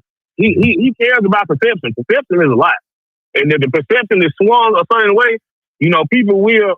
I'm gonna second guess this because before they were thinking like this. Now they not thinking like this, so I got to move smart now. Yeah, but I'm confused. What difference does that matter? I mean, that's for the people. Like the people that think there's a mindset. Yeah, you know, everybody mindset different. What people? So here's my thing, right? So we both Sure. can agree that he didn't lose anything. This is just ridiculous that people are acting like something bad happened to him. No, but it's just perception. Perception is changed for him for certain people. Like I said, the people that didn't like him, they still don't like him. The people that semi like them, they might not like him. So certain people, if you rock with your man, you're gonna rock with your man. It don't matter like what happened. Like it is what it is. Hey, Black. So are you saying that people like Cole, who's walking on eggshells about the battle, he don't, when Drake get back on top, he want to be right there with him, or? Of course, absolutely. And you always want to be able to come back up there and stand beside us. Hey man, you know I was always here, bro. I'm your guy. Of course. Oh, so you saying just in case. But I'm saying, who said it wouldn't work out? Like, why would Drake not actually have a #1 record or be just fine? Like, I don't think nobody ever thought. Do you think people thought there was a moment that Drake wasn't going to have a #1 album and be able to sell 200,000, 300,000, 400,000 albums? Like, and why would that be true? Well, no, it's more like what somebody talked about the other day. It's like even Cole said, it's more the politics side. It's like selective politicking now. You know, hey, you weren't with me, so you don't be with me now. So people, they say their allegiance out loud, opposed to tweet in or something. They say, "Oh yeah, man, I rock with him." Oh yeah, I rock with him. So when go ahead. That's just how I look at it. What Trap? Hey man, no more Gucci Man slander, bro. Come on, Trap. No more Gucci Man slander. We're not gonna do that. Soul with no craft, B. That's what that is right there, man. Come on, man. Look, I'm from the South. Like people, you talking about real beef? People was real deal dying behind him and Jeezy in the 2000s. Like no Gucci Man slander. That's a fact. Let me get That's a fact. That's a fact. All right, Black. All right, Black. Good afternoon. Hi, Glasses. This is Carla. I have a comment. This is who? My name is Carla. Hey, Carla. Hey, this is about Cole. It's about first-person shooter, and I was wondering if you knew whether or not Kendrick submitted a verse. I doubt it. No. The reason why I'm asking is because Cole was on Melo's show today. Yes. And at the 122 mark, he said that he was never supposed to be on the song. That the song was meant for Drake and Dot, but because it was taking, I guess, too long, or because Drake was not happy with the response, that they called him to replace Dot, and that's how he ended up on the song. Yeah, I heard that. I seen that in the clip.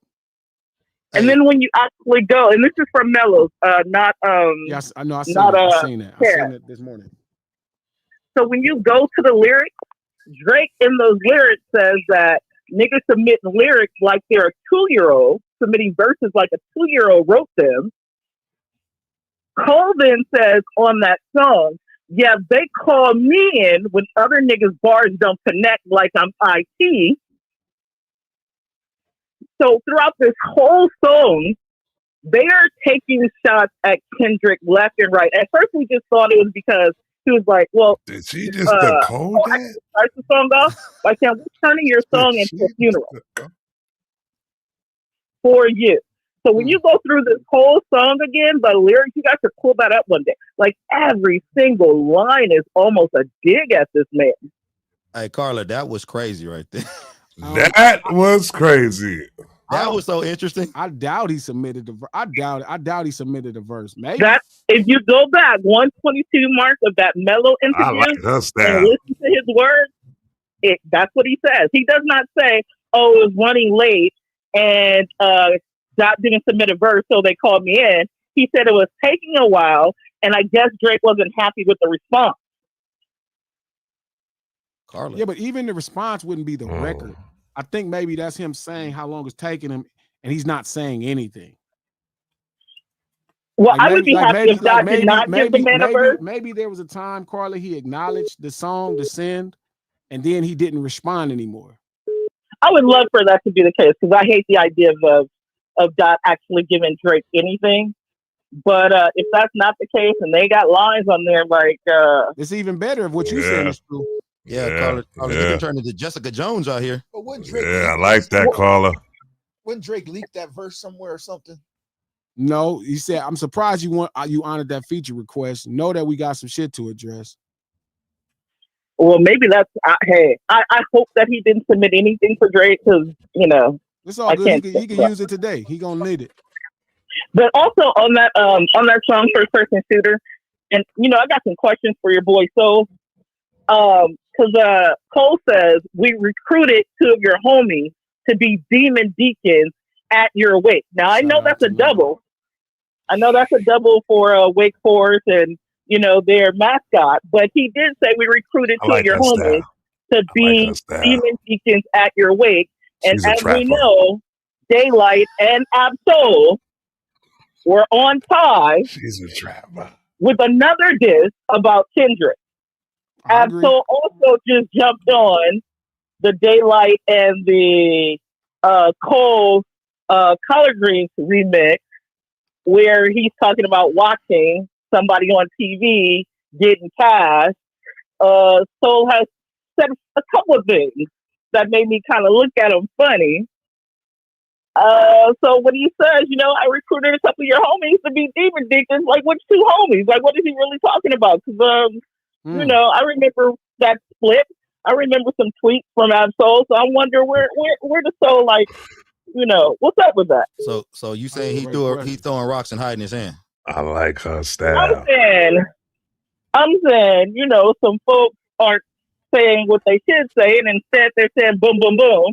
And I'm saying, you know, Soul and Light are really close to Cole. So if he said he recruited a couple of your homies to be demon deacons at your wake, and this old song is supposed to be a funeral, and you got Mike Delete Later, and you got a song like Pie on it, and you got 7 Minute Drill on it. Like, she put it all together. She put it all together.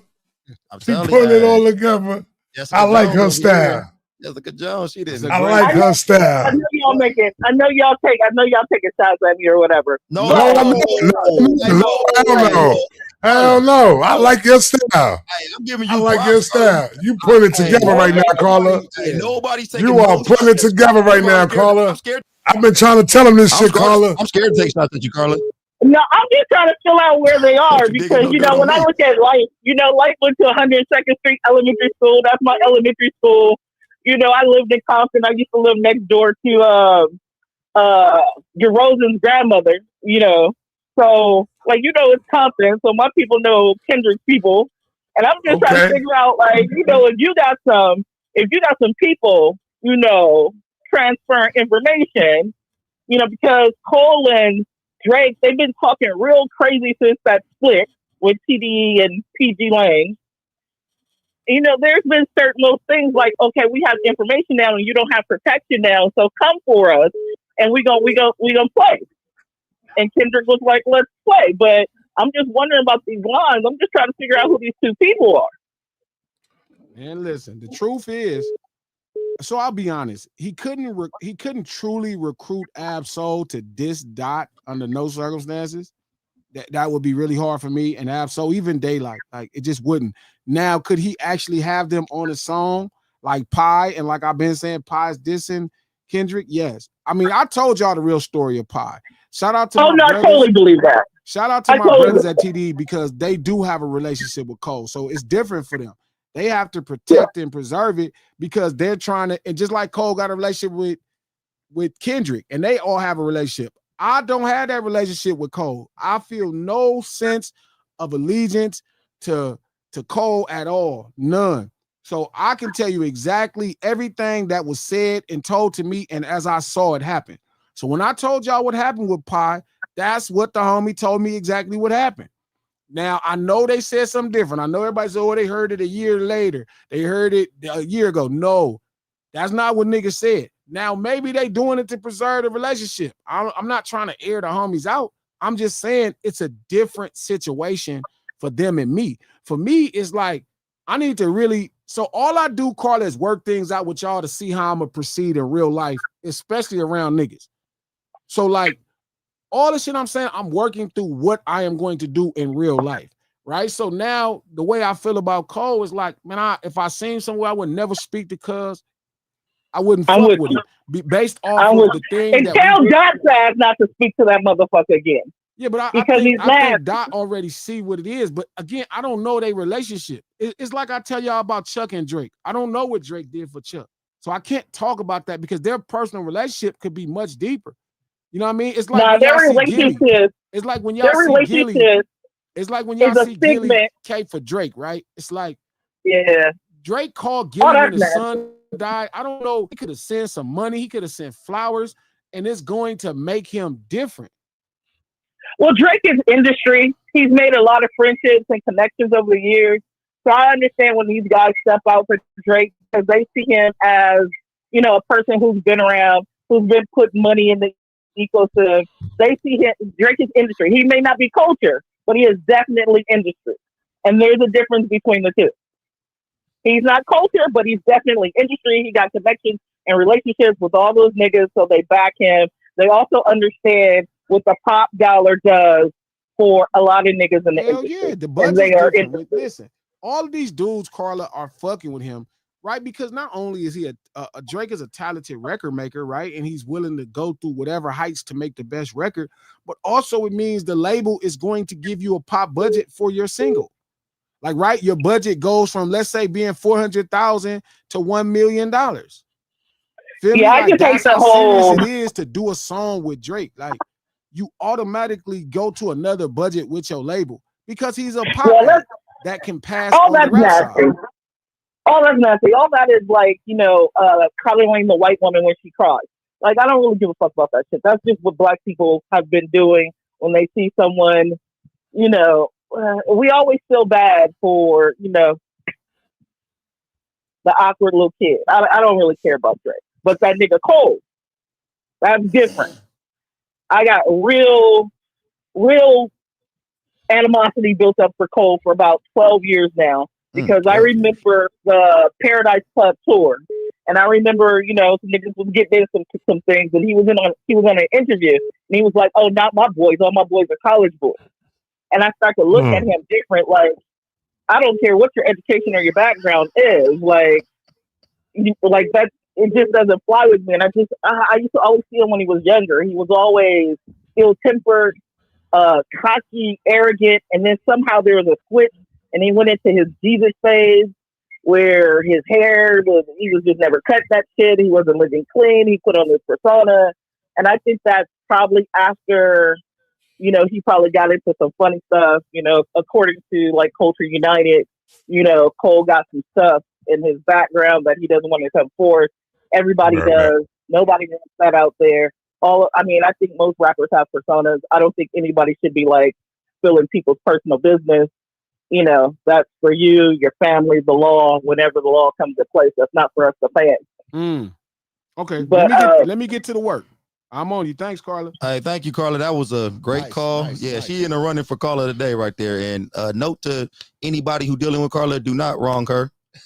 Do not cross her. Shout out to that says animosity on a nigga you don't know. Listen, man, like, my friends is really my boys. Like, even if I'm not talking to them, that's just the type of friend I am. That's who I am. That's not to say nobody else would behave like me. It's just, this is what it is. So it's not like a big deal. It's like, this how I am. Like, when I see a behavior that's not cool, right, to a friend, and I know what's going on, feel me? Then I just back out. Like, I'm not fucking with that person. That's it. So it's like, I know the truth because I know niggas ain't gonna lie to me, but I also understand niggas will lie to y'all. They not gonna lie to me, but they will lie to y'all. So it's just kind of how, like, you know what I mean? Like, shit, I see things.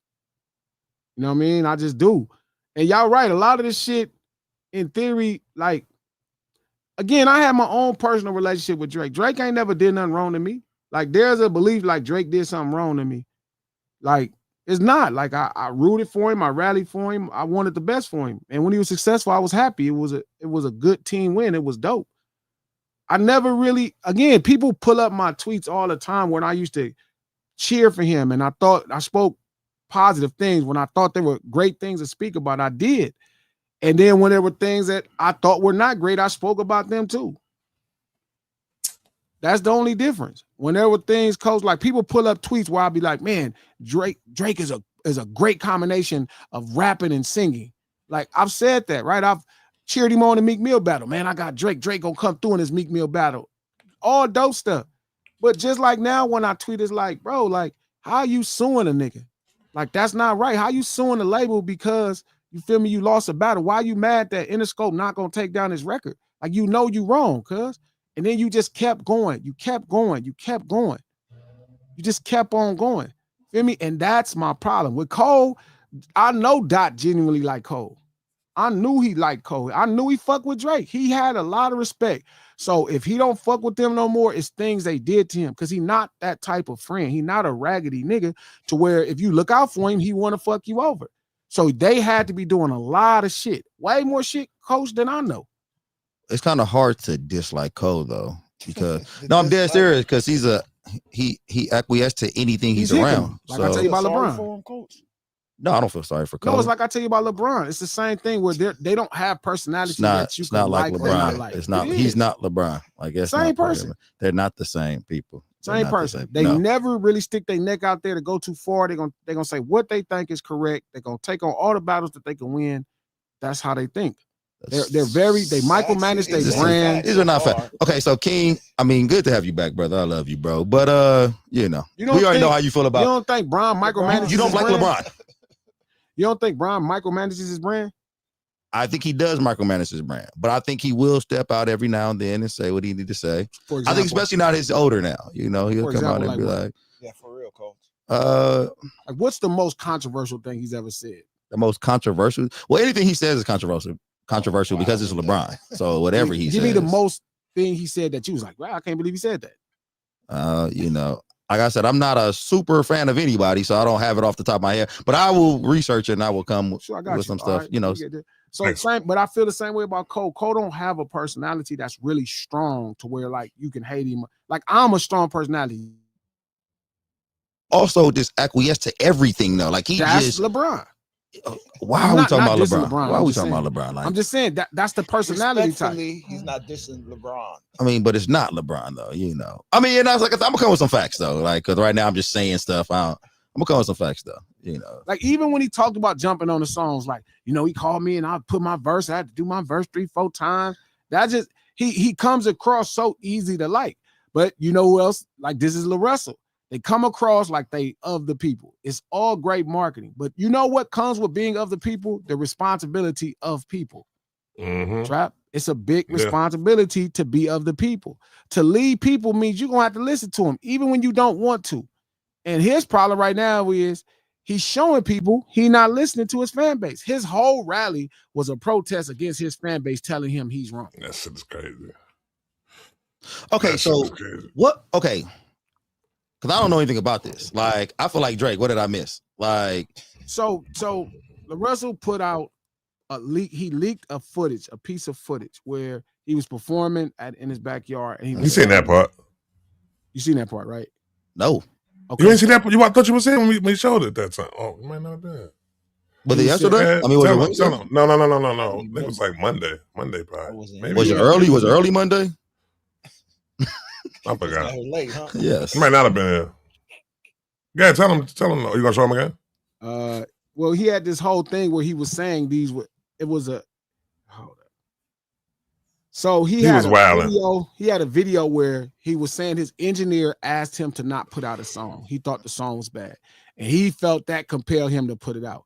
And then he goes on to explain as an artist, we supposed to say the things that's uncomfortable, the things nobody else could say. And then he tears into kind of this freestyle, or it's the hook of a song, whatever it is, where he's explaining that people are heaven sent. And he says, "Oh no, yeah, I heard this. Okay, yeah, okay, yeah, so I did that. After that, right? I know you heard it.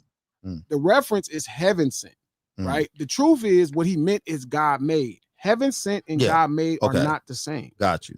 And instead of him taking time to think about it, or if he did think about it and accepting his fan base holding him accountable, saying, "Hey, you did too much," he started to just buck and get mad. And then he started calling his fan base ignorant and stupid and y'all slow. Oh, see, that's the part I didn't know about. I knew about all the rest of the stuff, but I didn't know he came his back. Response. It was when he went on that little long walk through his neighborhood. He was talking. He was just rambling on. How he could do what he want, and he an artist, and everybody else slow and stupid, and da da da. So then that made his audience get even more upset, and they were cussing. And they was like, "Bro, what the fuck is wrong with you? Why are you calling it stupid? We telling you this don't feel right." And everybody can't explain why it don't feel right, but they're saying something is wrong. And then here you are as an artist to try to define it. And again, like now everybody telling you like, hey, so now the truth is it breaks down to heaven sent and God made are not the same thing. Right? That's the problem. But instead of him deciding that he either realized this or he needed to go figure this out, he stood on it. Right. So the pressure got really bad and people got really nasty to him. And then his final thing was he started talking shit about hip hop. He did a whole statement where he started talking shit about hip hop. He was like, y'all support drug dealers, pimps, and killers, and blah, blah, blah. And then he deactivated his account. Off the internet. So then his mom, like a week later, holds a protest in Vallejo, in his hometown. And 30, 40 people show up and they were trying to 30, 40, that's it. Yeah, they were trying to explain to people you know what I mean? Like, oh, people was on the interviews, they was on the news, and they was like, oh, LaRussell is like, bro, all this because you just didn't. He said that shit on purpose, dude. What? 30, 40. He gonna try to sneak that shit in there real fast. Well, 30, 40 people showed up. About 10 to 15. About 10 to 15. 11, 12 dudes showed up. 11, 12 people showed up, boy. Couple few of them people. A couple people showed up. Based off what I saw. 2 twins and a puppy. So then, he does all that, and then they do this rally. And it looked like he passed away or something. Yeah, the picture's crazy. The picture's crazy. It looked like he passed away or something. I didn't know he just showed me. I was like, what is this? The picture is crazy, B. It looked like he I think he's doing all this shit on purpose, though, B. No, he's not. There you go, Trap. That's not what this is. I'm telling you. Trap. At some point, G got to start taking some accountability for some of this shit, though. What? You pushing niggas into these weird corners, dude. How am I pushing them into the corner? Because you start talking about LaRussell and start bringing that shit up, and I think he started feeling the heat. I told him just apologize. Yeah, somebody told him to call him. You didn't give him a call, man. He didn't want to. He didn't want to apologize. He wanted to stand on what his beliefs were. He don't have a belief. This ain't something he believes in. All right. Look at this shit, coach. This shit look like somebody passed away. He's serious. I'm serious. Look, I'm serious, man. What I'm saying, look, it's a flyer. You'd have thought he got hurt by the police or something. Like he got murdered by the police unjustly. Come on now. I'm serious. Look into what he's doing. That don't look like a picture you take when like that's not like a post like this just is an event. This is family. This is community. This is love. Hosted by his mother, the rally. Powerful show of support, unity. Like nothing happened to him. Wait, those are the words that are on there? Yes. This isn't just no words event. don't match that. This is family. This is community. This is love. Hosted by his mother, this rally walk is a powerful show of support, unity, and standing together for one of our own. When a mother steps up for her child, we step up with her. I don't understand what is the point of support unity. Like that's not a support me picture right there, though. But I'm saying it's not the picture. First off, this whole thing reeks of something like an injustice happened to somebody. This whole thing reeks of like somebody lost their life. But by you saying this, like I could post this and put rest in peace. But Russell gonna do something weird now again. Why? Because you're putting him in weird situations now. I'm not How you am I saying this right now situation? It's about to get clipped. It's about to go off. LaRussell gonna be looking at that shit like, oh god damn it, y'all. Just apologize. He was talking about you when he said y'all support the drug dealers, the gangbangers. Yes, the gangbangers, the drug dealers. He talking about G. Yeah, but I'm certain pushes. If you don't understand why that is, you could come talk to me and say, hey G man, what is going on? What am you don't want to hear what you got to say now? But I'm saying, so then again, here you gonna be in this dilemma. You're gonna keep doing things that are not unless cool. you get on the call and say, yeah, that Hitler thing was cool. He don't want it. He wants you to agree with him. He know you're not. I mean, it's just wrong. But he don't think he's like wrong. Epstein is not heaven sent. Hitler is not heaven sent. Like they're not heaven sent. yes, God made us all, but those people by definition are not what heaven sent means. How old is LaRussell? 31. Ah, shit. He's not young, coach. No, I thought he was a little younger than that. I was about to say he's young and dumb. Ooh. Like I said, Epstein. I got nothing for you, LaRussell. I'm sorry, brother. You out there. He was just freestyling. Yeah. He was freestyling and got out of hand. I mean, I think what he did was he blurred the line as an MC between God made and heaven sent. And I think instead of him deciding that the wiser thing to do was apologize to the people that he represents and say, okay, I meant to say God made, so I use it as this. My bad. Yes. That's it. That could have been a quick and easy apology. But because he doubled down, and then the same people he said he represents, he made them stupid. Oh, he started referencing them as stupid. He started calling them dumb. He started saying shit. And I'm like, God damn it. Like, bro, you like, you know what I'm saying? Within the next 3 days, LaRussell's tripling down now. So, I mean, listen. He tripling down in 3 days from now. Everybody tripling down? Tripling down. You putting some more on the grill? He tripling down. You gonna call glasses by his name? Could you imagine that shit? Yeah, but why would he be mad at me? I'm telling him the truth. The truth is, brother, God sent and heaven sent and God made are different things. You mean that these people are God made? He gonna put out another flyer with his hands folded like this, and he gonna try to get everybody to come. Tuxedo. Yeah, in a tuxedo. But like we try to get everybody together. I'm telling you this, and then glasses. He gonna be talking about this shit again. And I'm gonna say, "G, this is you. You made LaRussell do this." And he gonna be like, how did I do it? How did I do it? But you gotta understand, man, you influential, dude. I don't know. Then why would he not just apologize? Because that was the first thing I said. Hey, first thing I said, man, I said, LaRussell, just apologize, bro. Heaven sent and God made are different. Like, I get what you're trying to do, but heaven sent and God made are different. Just apologize, keep it moving, bro. You got a good thing going on. He doubled and tripled down on it. Yeah, I mean, Damn on that. That's like D1. D1 keep doing the same thing with the strip club. He think that's a cool thing. Is D1 still doing the strip club shit? Yes. No. Shut the strip club down. Trap. Sucker. He's a sucker, bitch. Trap. What the? He's a sucker, bitch. What in the hell? D1. I don't even know D1. I've never listened to him, but please D1's a sucker. He's a fucking cornball, dude. Fucking with the strip club, man. What's wrong with you, man? My thing is, it's not the strip club thing to me for the most part. You know what I mean? It's the fact that you priding yourself kind of on this specific. And again, I get it. It's a business that you feel is morally reprehensible, and it could drive sin, which is lust, right? It could drive sin. Mm-hmm. But the NBA, that was one night. The NBA does prize pick all the time. And alcohol. Like if you flaunting, like if you're flaunting your power, and like your power says, hey, you know what? Yeah, you see this? I did this with one post and one video. Show me that with prize pick. They got the cheerleaders and what's the other NBA thing? Show me that with that thing. What's the other gambling thing on the NBA? Prize pick. DraftKings. Show me your prove it. Show me your power with DraftKings. Gambling is way worse than sexuality. Show me your power with FanDuel. Make the NBA break. Show me your real power. Then that's something smart. Show me you going against the system that's promoting it to all of our kids. That's ruining all our kids' life. Not some one little town that you live in where it's some club. I'm not mad at that. But show me it against a real competitor. That's like you bragging because you beat up a 6-year-old.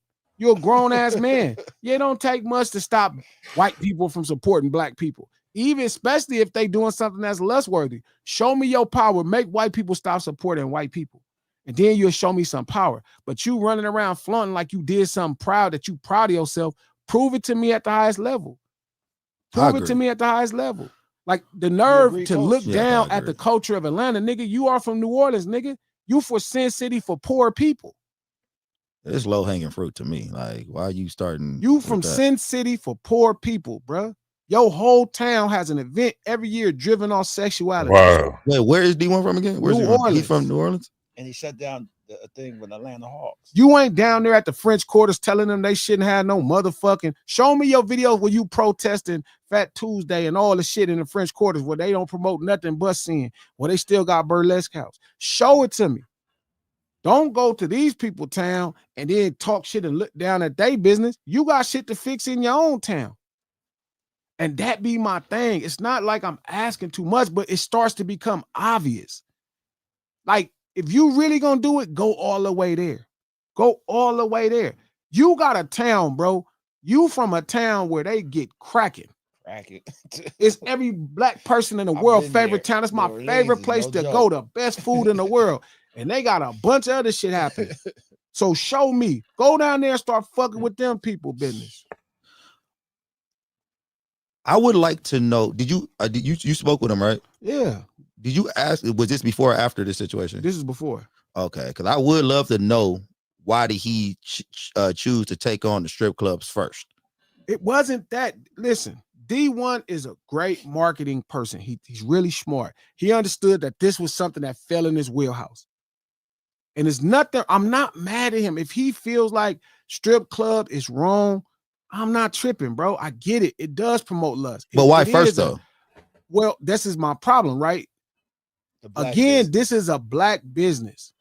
Now, again, there's nothing wrong with saying Christianity, black people. I'm not saying you should put that. But I'm saying if you won't come after no white businesses, no white people in America, that shit look crazy. And you from a town that make Atlanta look like a peaceful town. But there's white strip clubs too. He just did it because it was we all black folk love New Orleans, bro. All black folk love New Orleans, bro. I go down there, bro. I down there don't never want to leave. Let me ask you a question. If this was done, if the NBA shit was happening in Vegas and they was promoting the Bunny Ranch, do you guys think he would have had the same stance? The Bunny Ranch, white. Probably. I would like to. I would like to believe. I would like for him to believe he would. But I'm saying there's a reason you looking at Magic City, because then this goes back to the same thing with Jermaine Dupri. Like, his whole stance is talking shit about hip hop, and that's cool. Like, even if you targeting poor black people for the sake of saying they're emotionally and morally reprehensible, cool. Why isn't a sole white person on that list in this country? That's when it started being funny to me. It's like, bro, like, you mean to tell me you got the one night that the Atlanta Hawks was gonna promote a fucking fucked up black business? Like, okay, I'll give it to you. It promotes lust, a lustful black business. Nigga, every night this same place they got cheerleaders. That's the same shit. Every same night this motherfucker got, or do you feel like stripping and cheerleading is different because white people approve of this? Because they have it on their stage versus the strip club. Do you think that none of them, do you think somebody would be happy if they saw their daughter in a cheerleader uniform shaking their ass? You get what I'm saying? And my problem is I think so deep and I think so fast. So it's like, D1 is somebody like I met up to talk with because I fuck with his energy and I fuck with him now. But I'm saying, like, bro, how do you keep only finding black people? I think it was more so. White people was, forgive me, Trap. Even in a world where white people was, even the Hawks promote a bunch of shit that is fucked up. And he's proud, like he posts. I follow him, I support him. And he posted a post today. He was so happy that he did that. And I'm like, I get it, but what about this big thing? You want to show me some real power? Show me some real power at the highest level. Show me where you gonna talk about the Hawks being in business with DraftKings. Show me where the Hawks is in business with Budweiser. Pull that shit out.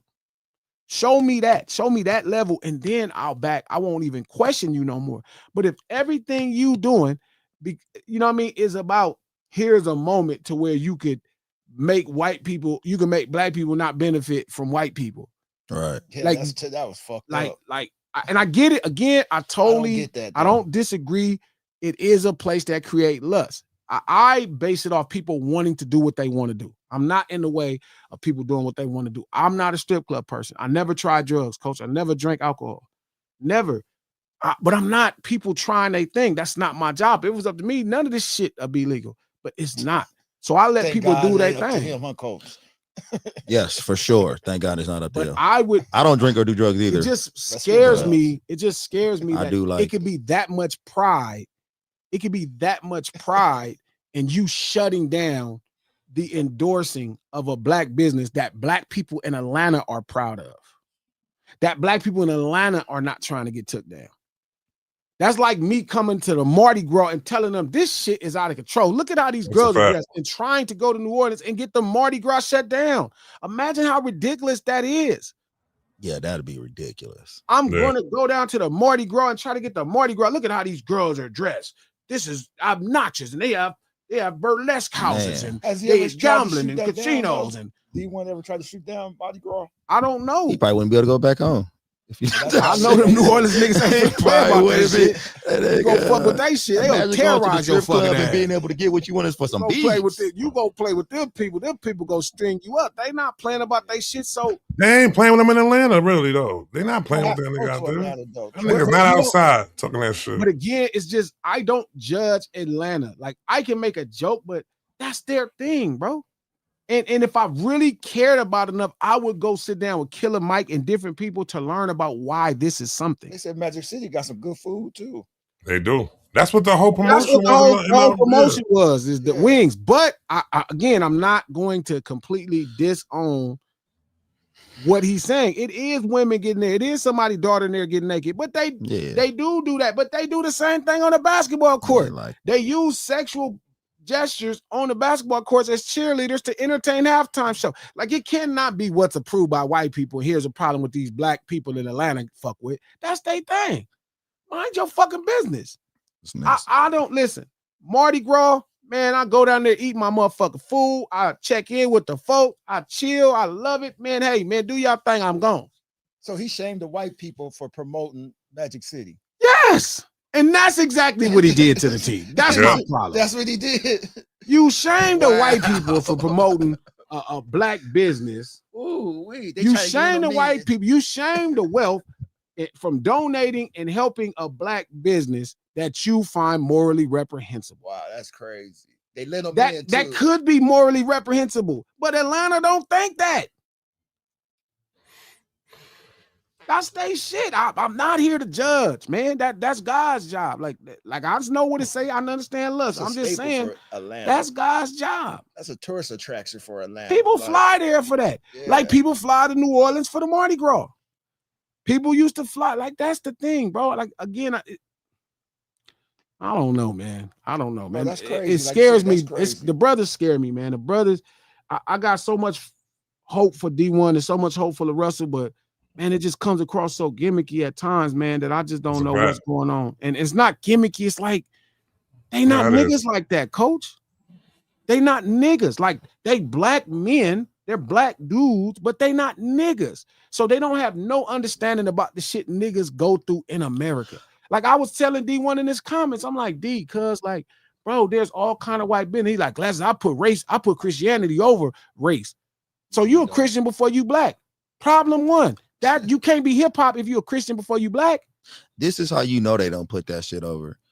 Because if you grew up in the areas that we grew up in, you know how hard it is for black people to make $1 out here. To where if you're doing something legally, I'ma support you. Like even if I disagree with the shit, like but if it's legally, reminds me of a nigga. Forgive me, coach. And you just he reminds me of a nigga coach that would be like making songs talking shit about Bumpy and them for running numbers. But now he don't got nothing to say when the state or the country is doing a lotto. Start lotto. Right. He'd be that nigga be like, y'all shouldn't be running them numbers. Y'all shouldn't be running them numbers. Doing a lottery commercial. The lottery shit. He in the lottery commercial and shit. Yeah. Hey, go on get your number. Like, bro, don't let the land of the law, right? Because that's what they talk about in the Bible, be your true conviction in this conversation. Being hip hop is very much being aware of culture and street circumstance. And if you're not, if you're a Christian before you black, you cannot be hip hop. You can be a black Christian, but you cannot be a Christian before you black because you're gonna miss the plot. You'll be that nigga that's on a plantation mad that people trying to escape because we supposed to mind our masters. You'll be that nigga avoiding all this old shit happening because you think you being a good Christian man. But the funny thing, it's legal in Atlanta. You know what I'm saying? It's not like they're doing something illegal in Atlanta.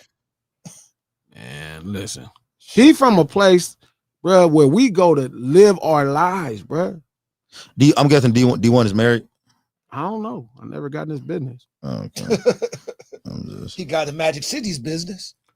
So I don't know. Like I said, again, I don't want to make. I get his plight against a place that generates that type of lust. Trap love the strip club, so that's where he's speaking from. I'm not even speaking from a place of like endorsing strip club. I just ain't into it, so I ain't no thing to me. Going tonight. Shout out to Daddy O makes a great point. We are born black in America. We learn everything else after that. And none of that shit should make us forget that we are black here first. So it's a lot of shit that I'll be like, you know what? Gotta deal with that. Get your money, nigga. Yeah. It's funny, Trap, because I talk like I love the strip club. I actually do not love the strip club. I don't have nothing. I don't dislike it. Y'all got good strip clubs out there in Cali, though. No, B. That's the only reason why. They never been to some with good food. No.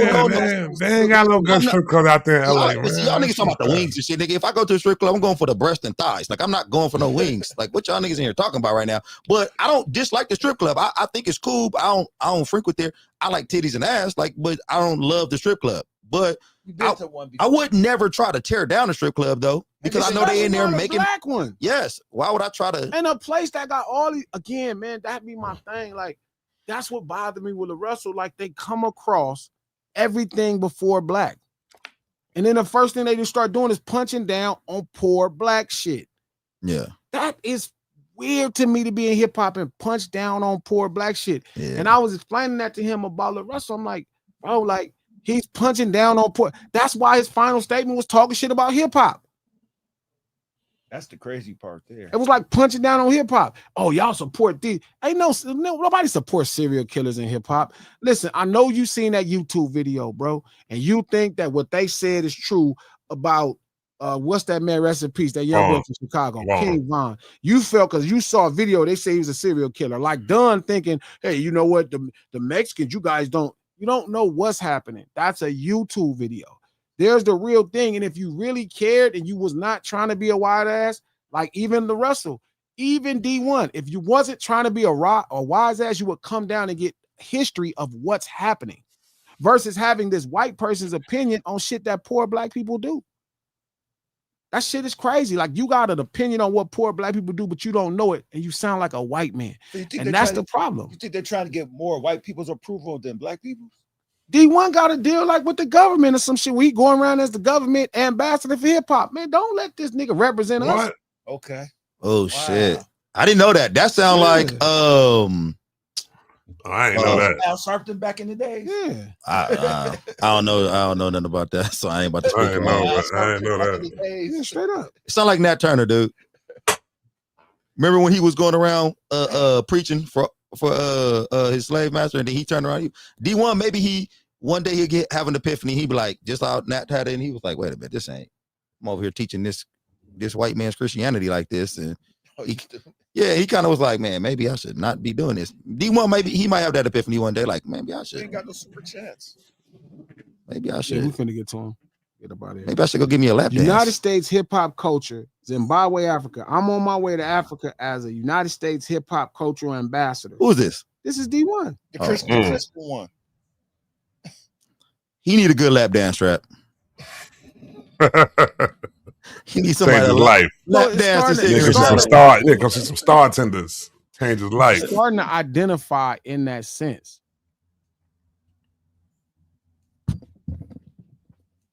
Look.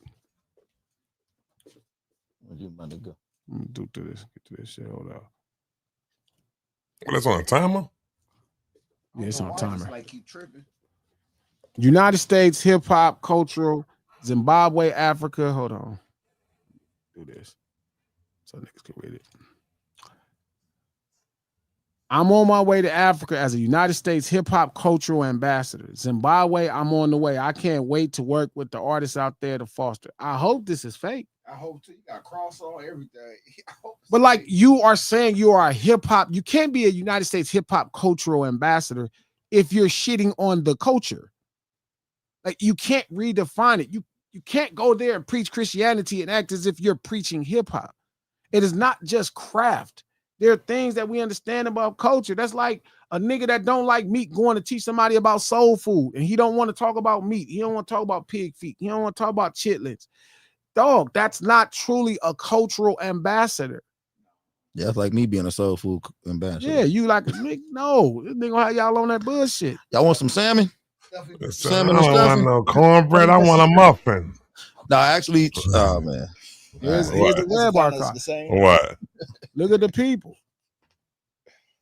Oh, that's who's going. These are the cultural ambassadors that the United States approved of. Who's that white man? I don't know. His name is Def Eye. I'm not sure. Left Eye? Def He said Eye. left eye. Stop. Don't do left eye like that.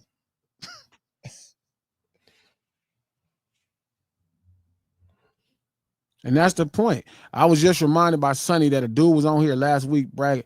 I worked on a project through the State Department last year. I won't mention what it's called because we literally have to not post any of the content from the classes and workshops so it don't get canceled. Hip hop always finds a way. Somebody said, I'm confused. You are saying that you are proud to have aided the U.S. State Department, even telling us that it was a secret program. Y'all are abusing the culture doing dumb shit like that. Facts. Somebody said, I was just reminded by Sonny that a dude was on here last week bragging about how he's still in a different State Department rapper program, but it's covert now. He working for the po-po. Get what I'm saying? Like, these be the shit that I'm talking about. Like, and again, this is important, bro. Like, this is our thing, bro. This ain't they thing. Like, it's cool if they put a couple of the albums in the Congress. This ain't they thing, though, bro. This our thing. And if you don't understand us, you don't have no business speaking for us. And I don't just mean black folk, because your parents could have did a great job and you don't understand why things are. But you should go get educated to speak for it. Coach is a black man. He don't know the first fucking thing about soul food. Oh, that nigga tripping. Okay, so you said no. Coach, you said it a few minutes ago. No, I'm saying I don't necessarily love soul food. I know a lot about soul food. Nigga, my family's from New Orleans and Mississippi and Kentucky and shit. I know a lot about soul food. I just don't eat it every day. I don't eat it all the time. I don't like some of the United shit. States cultural ambassador of soul food. I could not be the United States. No, I couldn't be because I'm not an ambassador of soul food. You don't like it. So that's the same thing with them. They don't like the culture. So why are you the cultural ambassador? Because they're safe to talk to. That's why they look safe. They're all safe looking. What that mean? Exactly. What explain that? The government ain't gonna come down to glass. Shout out to Skip Victor. Ambassador. Thank you for the $2. We survived outside all from the music. Bro, they look safe. Yeah. What up, Skip? Shout out to Kai. Thank you for the $2. Ladies.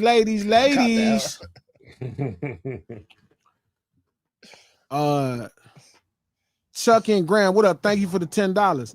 10 years for this project. That sounds dated anyway. Shaking my head. Cole played himself with these interviews. I mean, it's probably working on his audience. I don't even know about that. Shout out to Wolf Howlands. What up, Wolf? Man, that was a good call earlier. Thank you for the $5. Yeah, I was really Cole good has always been this person. If you look, played a middle child, adolescent mindset, several songs, contradictory, and a terrible liar. Acquiesce Cole. Chuck and Graham, thank you for the $5. Cole gonna say he felt like Dale Curry watching both his sons in the NBA Finals. That's a punk ass sub. I hope that was some bullshit. That was some bullshit, man, when he said that. He gonna say sorry. Calm down. He their father. That's what he He's going to apologize. It's okay, guys. It's fine.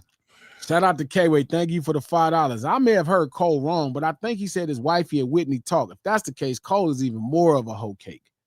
I ain't heard hoe cake. I ain't heard hoe cake in so long. Hey, looking out, bringing hoe that back. Cake might be coming back. Oh shit!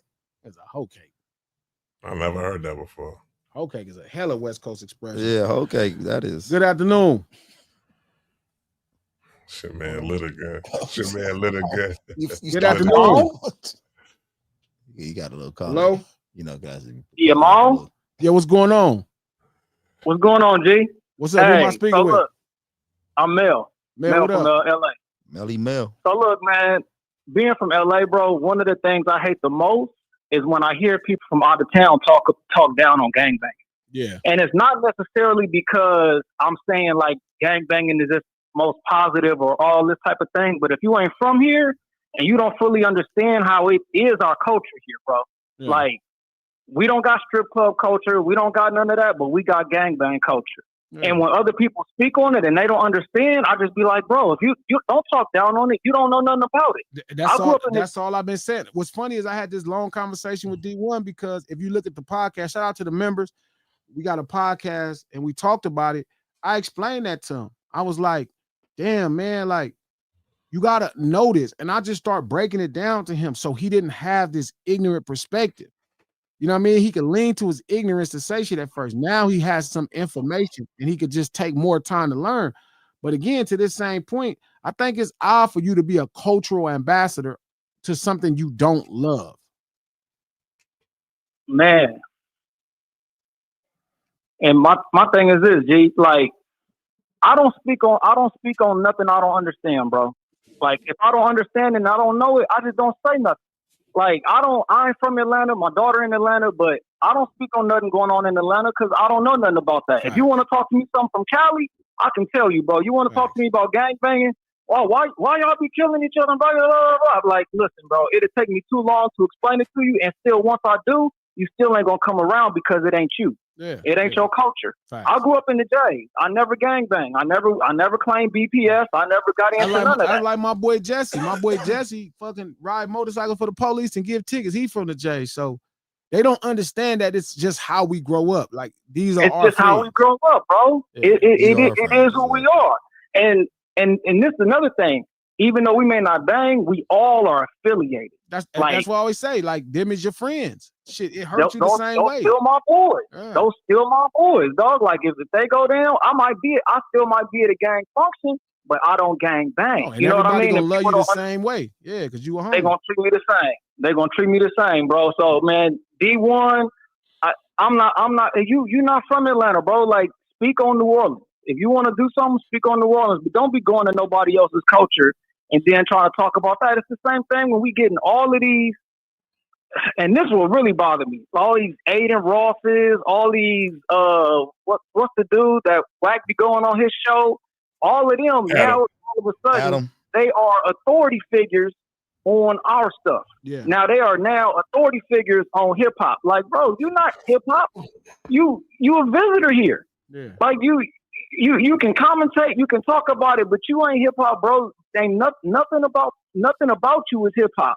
But they want to come over here and then we be opening the door for it. That's my other issue, bro. Like, we got to get back to gatekeeping a little bit more, man, because it's too many people just walking through the door and we just like, yeah, come on in. Like, what you think about this? What's like, who give a fuck what he thinks? Exactly. I don't give a fuck what no Aiden Ross think. I don't give a fuck what no Adam 22 think. Nice. Like, some motherfuckers ain't hip hop. Yeah. Go talk to some hip hop people and ask what they think.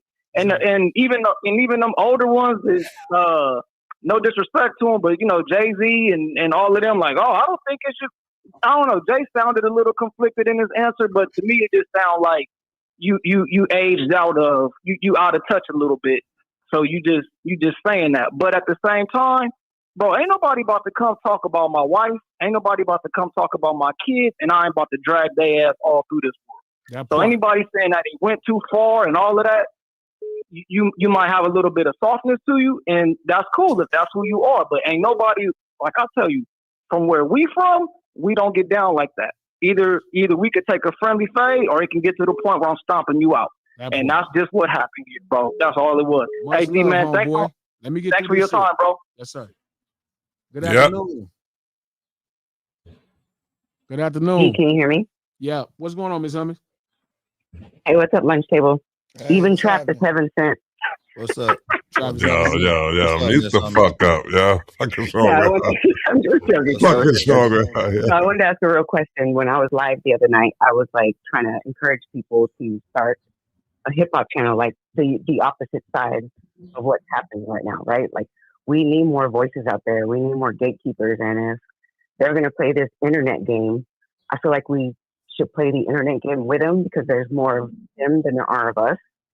So I just wanted to know, what do you think about that? Because we talk about IRL all the time, but it seems like we're losing the internet game because there's more channels that have a younger audience, that have a bigger following than the real culture one. So do you think it would be beneficial for more of us who are actually passionate and actually want gatekeepers to do something, You know what I mean? I was scared as hell to start my own channel, but I'm glad I did. I want to contribute in any small way that I can. And I feel like if more of us do that, we'll start to have a bigger voice than they do. What do y'all feel about that? My only fear of that is when something is real, it's really hard to quantify through this. Like that stuff worked for them because what they're doing is not real, right? It's rooted in other things. Like again, maybe this could be a bit biased, but I feel like what the homie represent and what we do is real. Like it's real. Like we really out there.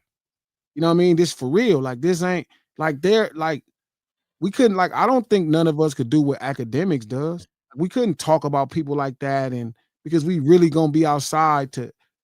It was something Jay-Z said initially in his interview, and he was talking about like people move like they don't know accountability. Like the thing that shaped street urban culture or streets period is accountability. Like Tyson Garcia in his comment said, gangbang culture is so positive, it saved my life, says nobody. Like nobody ever said it was positive. He said it's not positive, but gangbanging is not positive or negative. And it did save my soul. But if he doesn't know that and he feels empowered to speak on it, how could I argue with somebody that don't know nothing but what they saw in a TV show? Like that's all people know about. That's all people know. Like a LaRussell, he don't know about street life at all. He never hung out in the streets. All he knows is what he saw on TV or what he saw, you know what I mean, in the music video or what he heard about it. He don't know. That's like the troll dude done that call earlier. He's like, oh, you know, the relationship between black people and the Mexican people. And it's like, you're not out here to know, bro. Like, I'm not gonna shit on you. I'm just saying you don't know. You never came and fucked around. Come fuck around. Let me show you. And then you can go home and have a more informed opinion on what's happening. Outside of that, you know what I mean? You'll be wasting your time. So I don't know if it's possible for people that support the homie to do the fugazi shit that people that support that dude do. Because there's not, okay, to be honest. Let me reword this. Because hold on, you're not answering. Well, I may have worded it wrong. What I'm saying is I'm concerned about our younger generation who has grown up with the bull crap and who buy in to all the bull crap they see on the internet because they've already been indoctrinated by these other channels. There are finally starting to be places that they can go to on the internet to learn their history, to get a positive look into the culture, to actually learn that it's good to be black or stand in your blackness and don't let these others speak a certain way. So when I'm talking about, I'm not necessarily talking about us. We all know better. We all have real lives. But unfortunately, a lot of these younger folks are on the internet. You know what I mean? Every time I get into it with somebody on X, I always tell them this is not real life. And they shut up. They have nothing to say. They're like, but. And I'm like, did you actually have that conversation in real life? Or is that something you see on the internet? They don't respond. So a lot of these people are on the internet. All I'm saying is I feel we should have at least try to build a larger presence so that there's an alternative to the acts and to the Aidens and to all these people who still maul and work, all these people who are not part of the culture, but they talk on it like they are. You know what I mean? Like a collective. There's more of us and there's more of us. I feel like we should build that up. Unfortunately, we need that for the younger ones. I don't think you could teach a culture on the internet to where somebody could live it. G said that you can learn the culture secondhand, right? I think somebody can live it. Yeah, but G said you are part of the culture if your parents teach it to you, right? That's what he said. That's because they're living it at that point. Your parents are a lot of them you still that stay at home. Moment.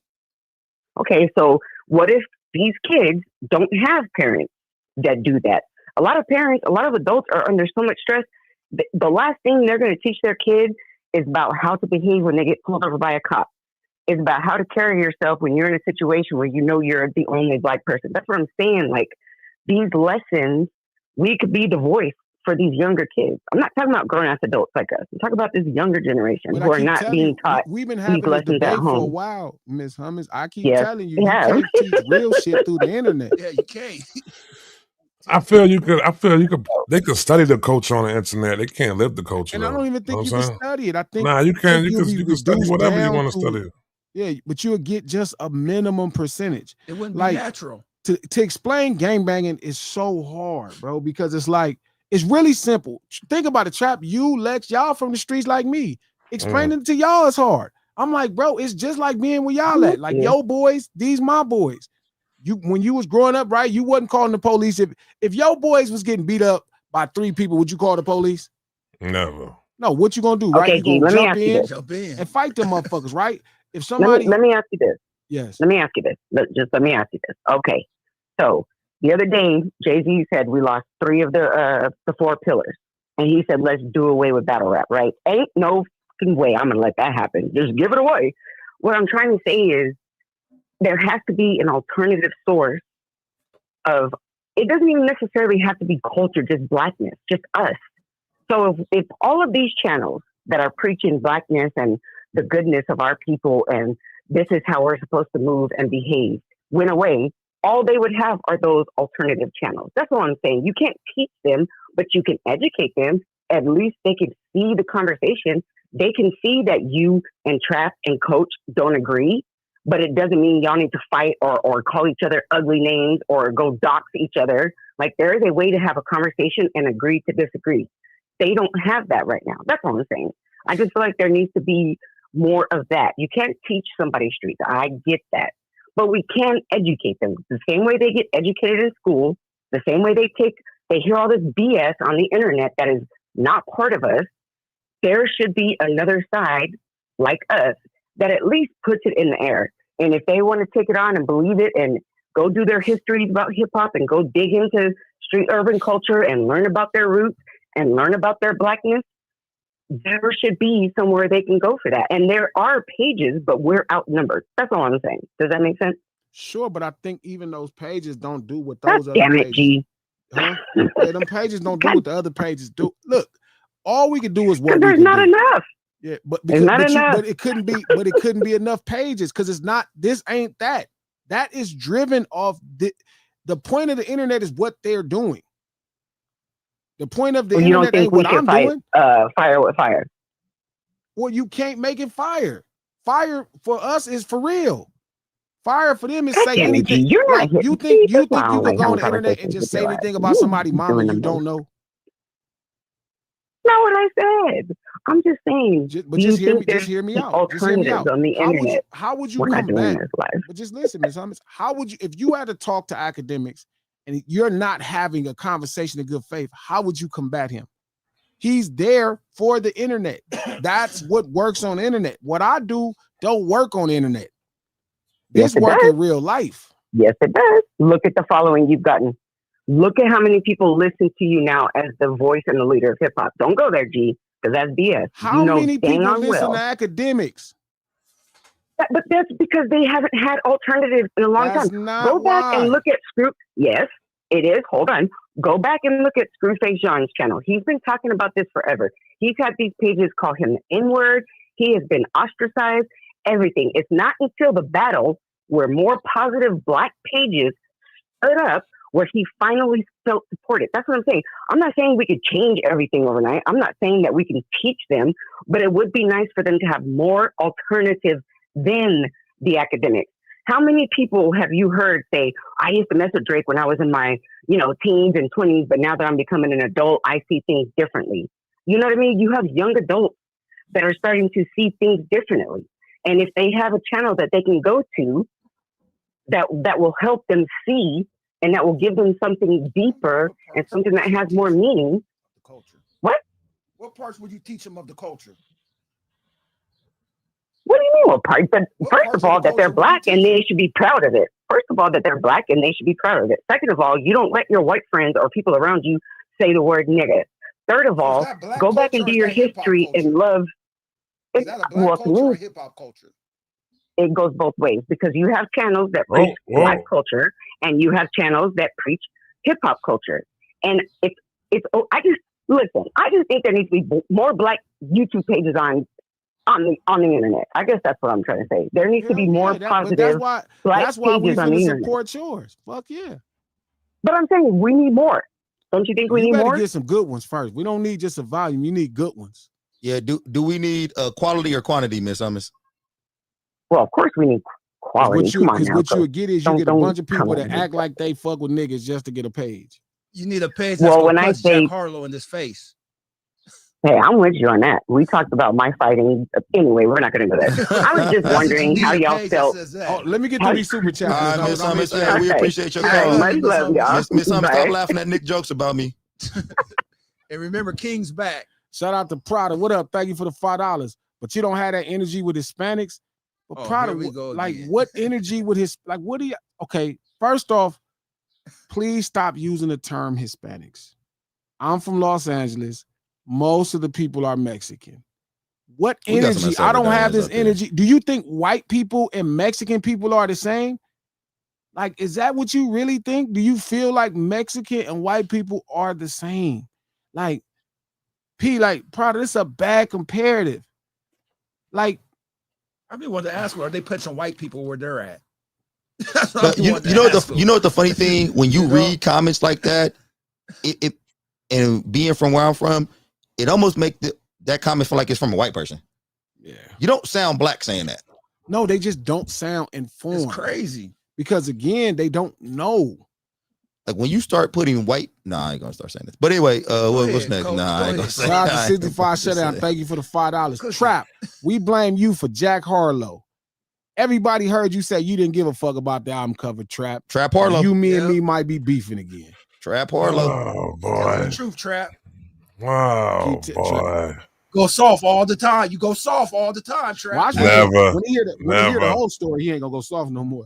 Shout out to Miss Peachy Peaches. Thank you for the $5. Donnie Hathaway, DMX, Eric B, Peebo Bryson, Patti LaBelle, Jeffrey Osborne, Trick, etc. I love to feel my listen, even interviews.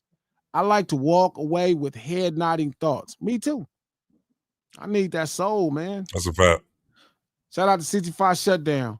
Hand and ear for Trap for letting Jack Harlow in the hip hop.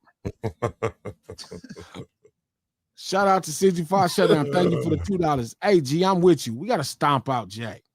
I keep thinking that, but everybody make me feel Leave like I'm Jack alone. Paul said we should stomp him out. Hey, it's actually closer than I thought it was gonna be, though. Shout out to Rose Rouge. Thank you for the $10. If J. Fold cared about how rap beef impacts people, he would have told Drake not to perform back-to-back on tour. That record hurt Meek's career way more than Not Like Us hurt Drake. Good point. Good point, Rose. Shout out to 65 Shutdown. It did hurt his career. Not more than fucking Not Like Us. Yes, it did. Why not? Not Like Us didn't hurt Drake like that. Hey, Drake hurt himself, Trap. Yeah, stop it, Drake. Bro, it's a difference between saying is this your girl tour or world tour or motherfucker saying A minor. Don't matter. It's all the same. It's a big difference, bro. What's the difference? Than having a Super Bowl, 110,000 people screaming A minor. What's the difference? And the nigga saying it's your girl tour or the world tour. But what happens differently? Oh, Trap's looking at feelings. His feelings was hurt more, Trap. No, he just saying what was effective? What was more effective? It was just that the reason why it was like that was because the way it was put out there. You know what I'm saying? The difference between the way it was put out there. Drake didn't go on a whole fucking world tour singing this damn song. He sound like Gilly now. He did go on the tour. No. I'm just saying. I'm comparing it to it. Though, he did go on the tour. It came to a point. It got nominated for a Grammy, right? Yes. It came. Yeah, and it lost. On the tour and it lost. It came to a point. Where he stopped performing the song. Do you think it's gonna? Let me ask you a question. Do you think it's gonna come to a point where Kendrick gonna stop performing the song? I hope not. I don't think it is. I hope never. I don't think he'll ever stop performing it. I wouldn't. It's a hit. Shout out to 65 Shutdown. Thank you for the $5. Hey, Coach, me and you can start the Stove Top Crips. Red box, blue skillets. Wow. that is. Shout out to K-Way. Shout out to K-Way. Thank you for the $5. Drake met his baby mother at a Jewish pole dancing class that J. Cole hosted. Wow. Monet Self-Love. What up, Monet? Cole needs grace. He got shot in the neck, so now he's rambling. No, Cole needs gravy. Shout out to Unc. Thank you for the $2. Cole sound like an 8-year-old explaining a lie. He do be sounding like that, Unc. I can see that, yeah. Shout out to K-Way. Thank you for the $5. Cole probably shit Candy still in the rapper. Yeah, okay. Cole probably shit Candy still in the rapper because he can't navigate sticky situations. That was crazy. That's heavy. Shout out to Monet Self-Love. Thank you for the $2. Do you two spades and dominoes at house parties? You two spades and dominoes. YouTube play spades, dominoes, house party. I played dominoes and spades at house party. I don't know about YouTube. I ain't played spades in a minute. Shout out to T Jeezy. Jeezy, what up? Thank you for the $2. Doesn't sound like he only been to West Hollywood. Definitely sound like he only been to West Hollywood. Walking up Melrose. Looking. Now you know what they saying. You know what you're saying. I know. Okay. Shout out to 65 Shutdown. Thank you for the $2. I don't know. Bro, Dunn's a busy edge. We love Mexicans over here. You don't know, man. Yeah, I know what Dunn sounded like. Shout out to 42nd Street James. James, what up? Thank you for the $5. I'm Louisville. I got a cold fade waiting on you. You would think so. I know my brothers in Louisville ain't going for that shit. That shit look crazy. Black people looking crazy. Anthony Johnson, thank you for the $5. Him talking on Nipsey makes me sick. Black and brown together is that side's biggest fear. That's why the song was censored to begin with. Man. I don't know what these people talk. I don't try to explain too much LA politics. That y'all go to the LA politic page for that. You got to come outside in real life and I'll show you what's happening. Shout out to K-Way. Thank you for the $5. Shout out to the gang being back together again. Albert, Mushmouth, Weird Harold, and Rudy Davis. Appreciate y'all for real, for real. Hey, he's Weird Harris. Shout out to Eyes on the Sky 1. Thank you for the $5. Who is Mushmouth? K-Way. Jay was the one that put Kendrick on the biggest stage in America to diss Drake, which benefited Jay's pocket. That's why I didn't say that. I'm like, man, Jay full of shit. Full of shit. But he didn't condemn the battle. He was saying that he felt like the stands messed it up because they was bringing in their personal business. But they did that to you when I was growing up, fool. Like, when they was talking shit about you, they was like, man, fuck Jay-Z. They was mad. We just rolled anyway. I played Blueprint 2 like it wasn't nothing.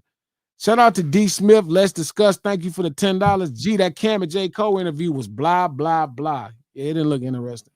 Shit started off with a skit. You already knew it was about to be some shit. Exactly. And that was skit. Shout out to 21 Blackjack. Thank you for the $5.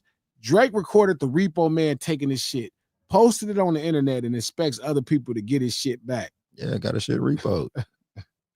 Exactly. The Repo Man. Y'all remember Shout wrestling? out to K-Way. Thank you for the $5. Everybody want to get diamond, but don't nobody want to get cut. Can't have rhythm without the blues. Simple, motherfuckers. Y'all heard the man. K-Way, you dropped the gym. Supremacy, thank you for the $10. Where was his sympathy for Meek after back-to-back?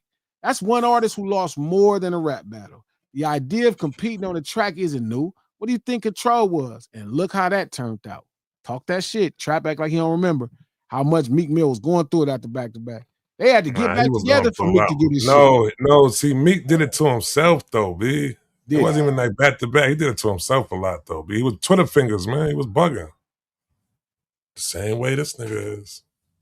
Shout out to 65 Shutdown. Thank you for the $5. Trap, we beefing again. You in a beehive and Coach Flag on the play the way you said buzz. I said business. Shout out to Eyes on the Sky. Thank you for the $10. I believe Jay is on a damage control tour. All the negative press he's been getting, he's trying to reconnect with the culture to remind us why we love him. No. He needs us to repair his reputation. That makes sense. I don't know, man. I don't know if those are the right words you're using to reconnect with the culture, though. That's true. You've been disconnected for a while. How could you not be, though, if you Jay? Sure. I don't, you know, it's funny. I'm one of the few people that don't think he got that much money to be disconnected. You don't think so? No, I think $1 billion? Yeah, but that's not, I keep telling you, that's not how it works. $1 billion? I heard a crazy number, right? Give me $7 million. I'm about to disconnect from you, nigga. For real. I heard a crazy number, right? Yo, they said that. Yeah, I'm gonna tell y'all off here. Go ahead. Shout out to Supremacy. Thank you for the $10. Not only was the song removed due to K-Dot's verse from Big Sean's album, but we all know Drake's attitude triggered the BET cipher. They trying to change the narrative and it's not working, respectfully. We ain't letting them change the narrative. Shout out to, he's talking about Kendrick and Drake. Yeah. Shout out to 65 Shutdown. Thank you for the $5. If you call in with a big back attack TV, turn it down. And a big back attack TV. Shout out to Eyes on the Sky. Thank you for the $5. Those are Drake fans. They're not hip-hop fans. He brought them into the culture. Fact. That makes sense. Shout out to Supremacy. Thank you for the $10. Let me ask you all something. Had K-Dot lost his battle and it ended like Meek, do you think any of this would be taking place right now? Beef hurts the biz. No business compiled with frivolous lawsuits do. Right. No, it wouldn't be happening like this. Nope. I think Dot would have took his loss like a man. Shout out to Cali Chief. Thank you for the $5. Hey, Glasses, this off topic. What do you think D1 has to say about the provocative nature of Mardi Gras in the presence of kids? So I just was talking about that. All them titties being pulled out for beads, huh? Man, He I ain't can't. shutting down the Houston rodeo. I can't wait to take my sons to Rodeo was last week. That shit was jumping. I heard. Down the Houston rodeo now. I heard that rodeo was jumping last week. I should have been there. I'm about to take my sons to Mardi Gras and give them 1,000 beads apiece. Shout out to NorCal Pete. Thank you for the $10. The loss is an erasure. If we agree on this convo now, he was never cool, never hip hop. Should have never been allowed this or that. Unauthentic, etc. Apply retroactively. So what? He didn't need none of that to do this in the first place. He was just fine without it. He wanted it because he was greedy. He never needed it. Shout out to Dot's favorite center. Thank you for the $5. Some are looking at the beef as a glitch. Once Drake drops Iceman, everything will go back to normal, and they want to make sure they still can eat. Wasn't a glitch. Gotta be real careful. Shout out to K-Way. Thank you for the $5. Shout out to Carla. I know she worked for child support with the way she put together her info. Man, can never cheat on her. Hell no. A nigga ain't cheating on Carla. Shout out to OG Alpha. Thank you for the $5. As a person there at birth of it all, back then compared to now, skills and wisdom, these days it's just derogatory content about sex and violence. You got to find the right shit, Alpha. Got to look a little bit more, not the stuff they promoting to you. Shout out to K-Way. Thank you for the $5. Carla is the nice version of Sherry. Shout out to both of them. She did sound like Sherry. Where is Sherry? And that shit was funny. When Sherry I called me that. this morning, forgot to call her back. Shout out to Miss Peachy Peaches. Thank you for the $11. Selling armor, knee pads, headgear, face, mouth guards, and chastity belts for future hip-hop. No more hard hits. No touchdown dancing. Now no more hip-hop ouches. What can I sell to protect feelings? Help me. What the fuck? It's good business. Yeah, that was Great fine. business. Shout out to Cali Chief. Thank you for the $5. Is Sherry the one that sounded like she was drowning in Lake Piru? Yep. No, that's not Sherry. No, that was that dope Sherry. lady from Jersey. She was true. Yeah. That wasn't sure. Her phone tripping, but she was. Where Neek at, man? Where Neek at? Neek in that motherfucker. Shout out to OG Alpha. Thank you for the $2. If colonizers are financing it, it should go away.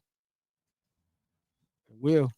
Shout out to Baseline. Thank you for the $2. Carla is who 50 Cent hires to get intel. Man, really? Hey, no. Hey, Carla was. She talking about we was talking. Carla was I got cooking. nervous. I said, not me. Tina Connor, thank you for the $20. What Carla we was will not cooking. do is allow any person to speak for the collective. Seems like the industry pushed to rebrand Drake as a victim. The bully was bodied, and I will continue to champion Dot. Karma came for the snake as it was written. As it is written. That's a fact. And they can't never change it. It'll be fine. Shout out to Elite Leo. Thank you for the $5. Brian called the president a bum and told them the champs at the same time. Curry Warriors weren't going to the White House, and Brian ain't even on the team. Donald Trump, everybody was called. Yeah, that's not what we talking about. That is, man. Give Brian some credit. Everybody's talking shit about Trump. Now, if he'd have said that about Biden, I'd have been impressed. Give Brian some credit. No. You finally got one, huh, Coach? No, that's not one. Controversy. Everybody talks shit. Everybody talks shit about Trump. That's easy.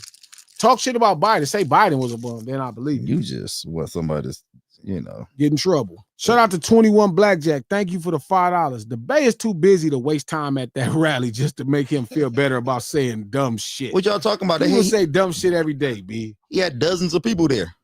I like dozens. Breezy, thank you for the membership for 2 months. Lunch table, what's happening? What's good? Tasha, thank you for the $50. What up, Tosh? Shout out to Glasses and the lunch table chat from the mother country, South Africa. That part. Yeah. Breezy, thank you for the $5. He posing like a courthouse doll in that pic. Point to the jury to let them know where they touch you. That's crazy about that LaRussell. Damn. That's crazy. Breezy. That is crazy. That's funny. Hey, Breezy be saying some wild shit. Shout out to Dem Jam. Thank you for the $5. G. LaRussell doubled down in an interview with Gina and DJ Head, calling people stupid. I see that. No, I was saying that. That's a triple down. That's a triple down for sure. That's a quadruple down. Yeah, here come the Shout out to K-Way. Thank you for the $5. First, Russell tells us racist YouTubes are whites. I got to go back to that. YouTube is whites. I mean, YT is whites. Yeah. Not YouTube. Yeah, I got to go back to that. I got you. First, Russell tells us racist whites are heaven sent from Chile from TLC. Then Chile from TLC went MAGA and disrespected Michelle Obama. I gotta move to Mars and find some new niggas. I can relate. Shout out to Lil Bitty. Thank you for the $5. LaRussell was acting immature and as common as a type of people who made our current reality happen via stupid contrarianism. He is being goofy very much. Shout out to Tasha. Thank you for the 100 Czech dollars. Glasses in chat, please, for me. I can't get back to the Czech Republic and cannot leave my home country because of Trump war. All my flights are canceled. And I'm sorry. I don't know what these people fighting over. That's messed up. Yeah. I'm sorry, Tasha. I don't know what these people fighting over. Shout out to Cali Chief. Thank you for the $10. Please keep D1 away from Vegas. Don't worry, it's white people. Man, Vegas ain't what it used to be, though. Shout out to K-Way. Thank you for the $5. D1 going from a gay city to a gayer city expecting a straight life is wild.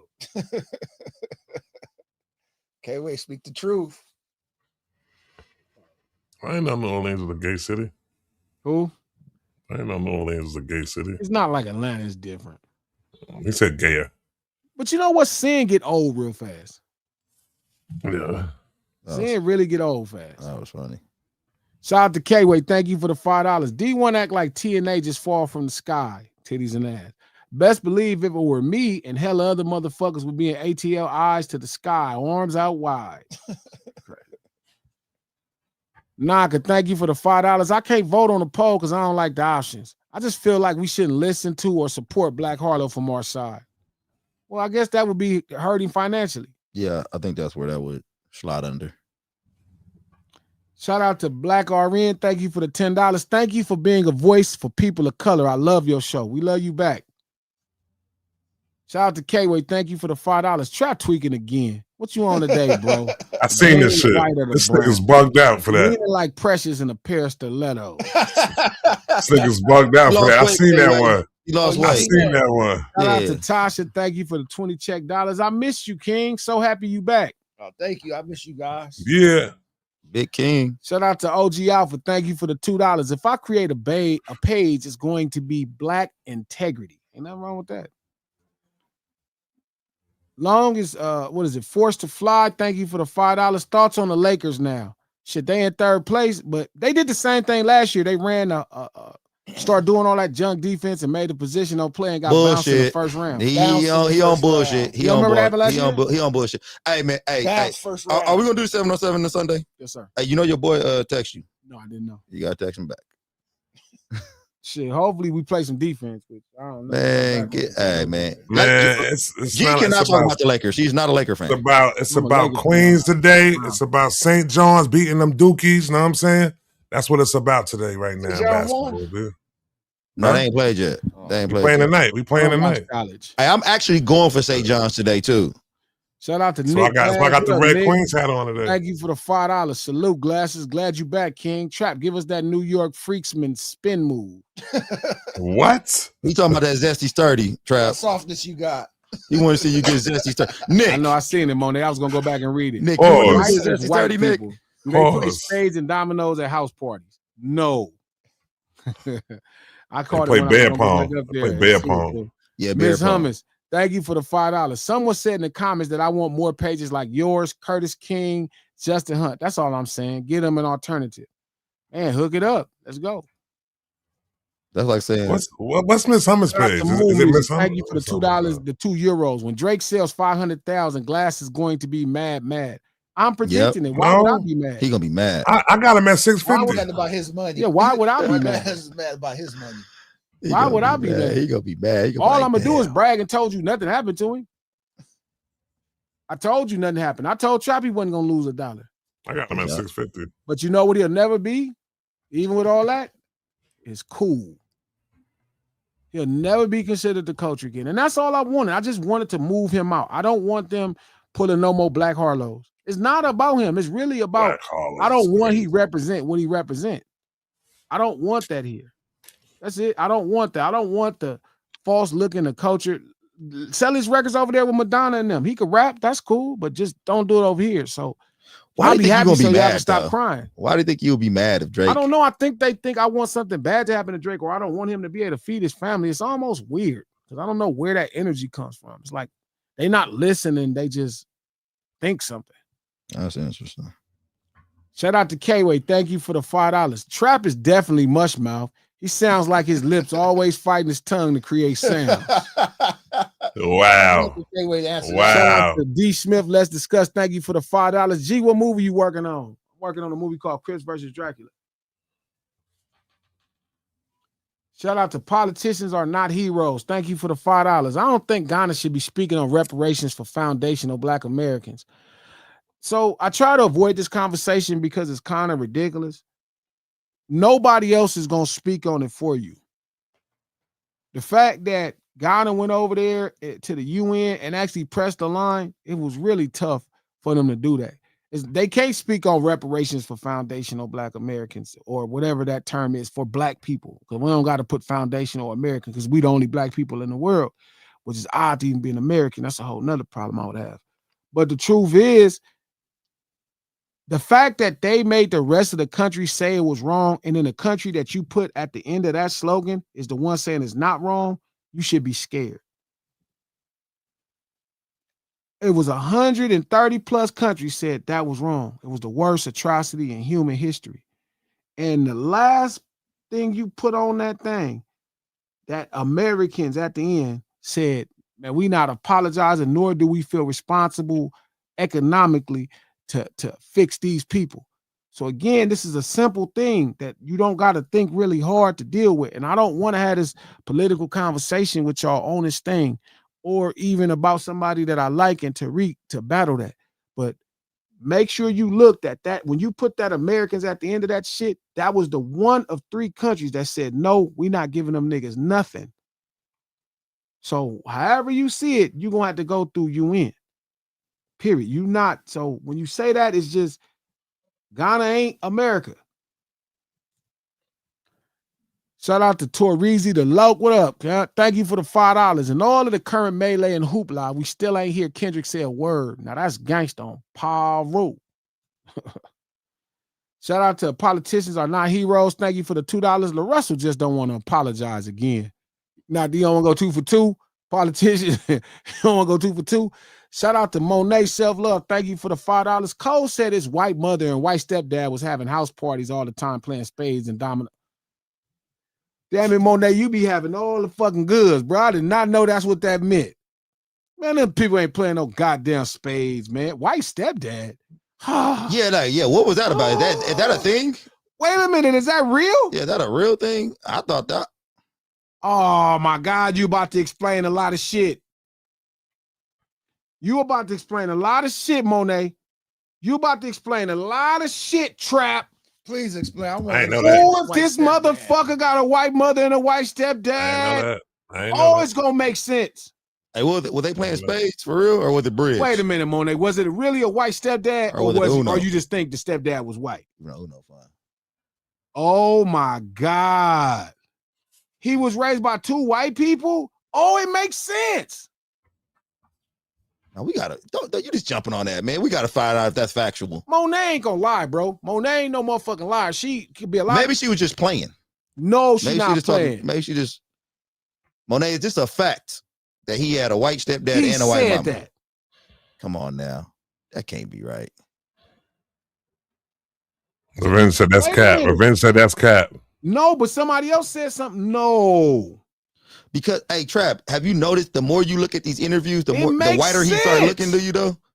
J. Cole's getting whiter and whiter in these interviews to me. And I'm like, he getting lighter and lighter. His skin just diminishing. Mm-hmm. No, I'm not going to say he's not hip-hop, Des.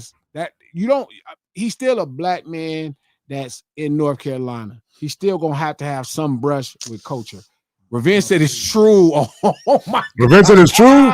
He said it's true. Oh, it makes sense. He looked it up. He said, oh my God, it's true. No. Wow. Oh, it makes sense. Wow. I got to check this. No, this can't be right. I knew it. My soul was like, what is wrong with y'all? Oh my God. Look, somebody said, oh my God, it's true. No. Oh. He said it's Edward. Oh.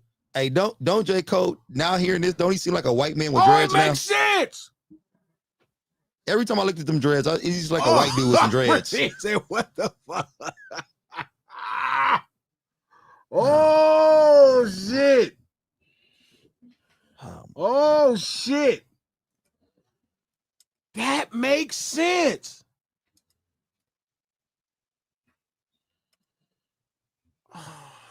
No. Hold up, let me Google.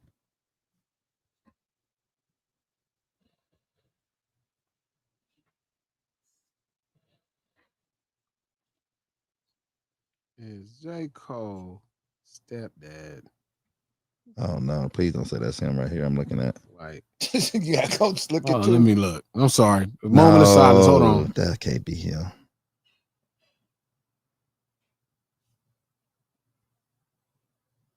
Oh man. Oh, his stepbrothers. Oh, that's what. Oh, now it makes sense. Stepbrothers are white.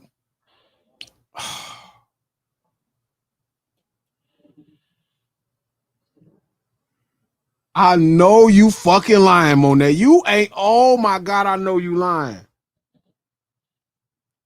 So J. Cole just studied the culture, huh? Oh my God, and then L sent me the fucking picture. Put the picture up. I know you lying. L, we like Cole. L, what you doing? No, she's sending me the picture of Cole's real father. Oh, okay. Oh, the black dude? Yeah, the black dude. I thought she sent him the picture of his stepfather. That can't be a stepfather. That better not be a stepfather. Yeah, that can't be. Because that's his stepfather. He need to just cut them dreads off, stop rapping. Shit.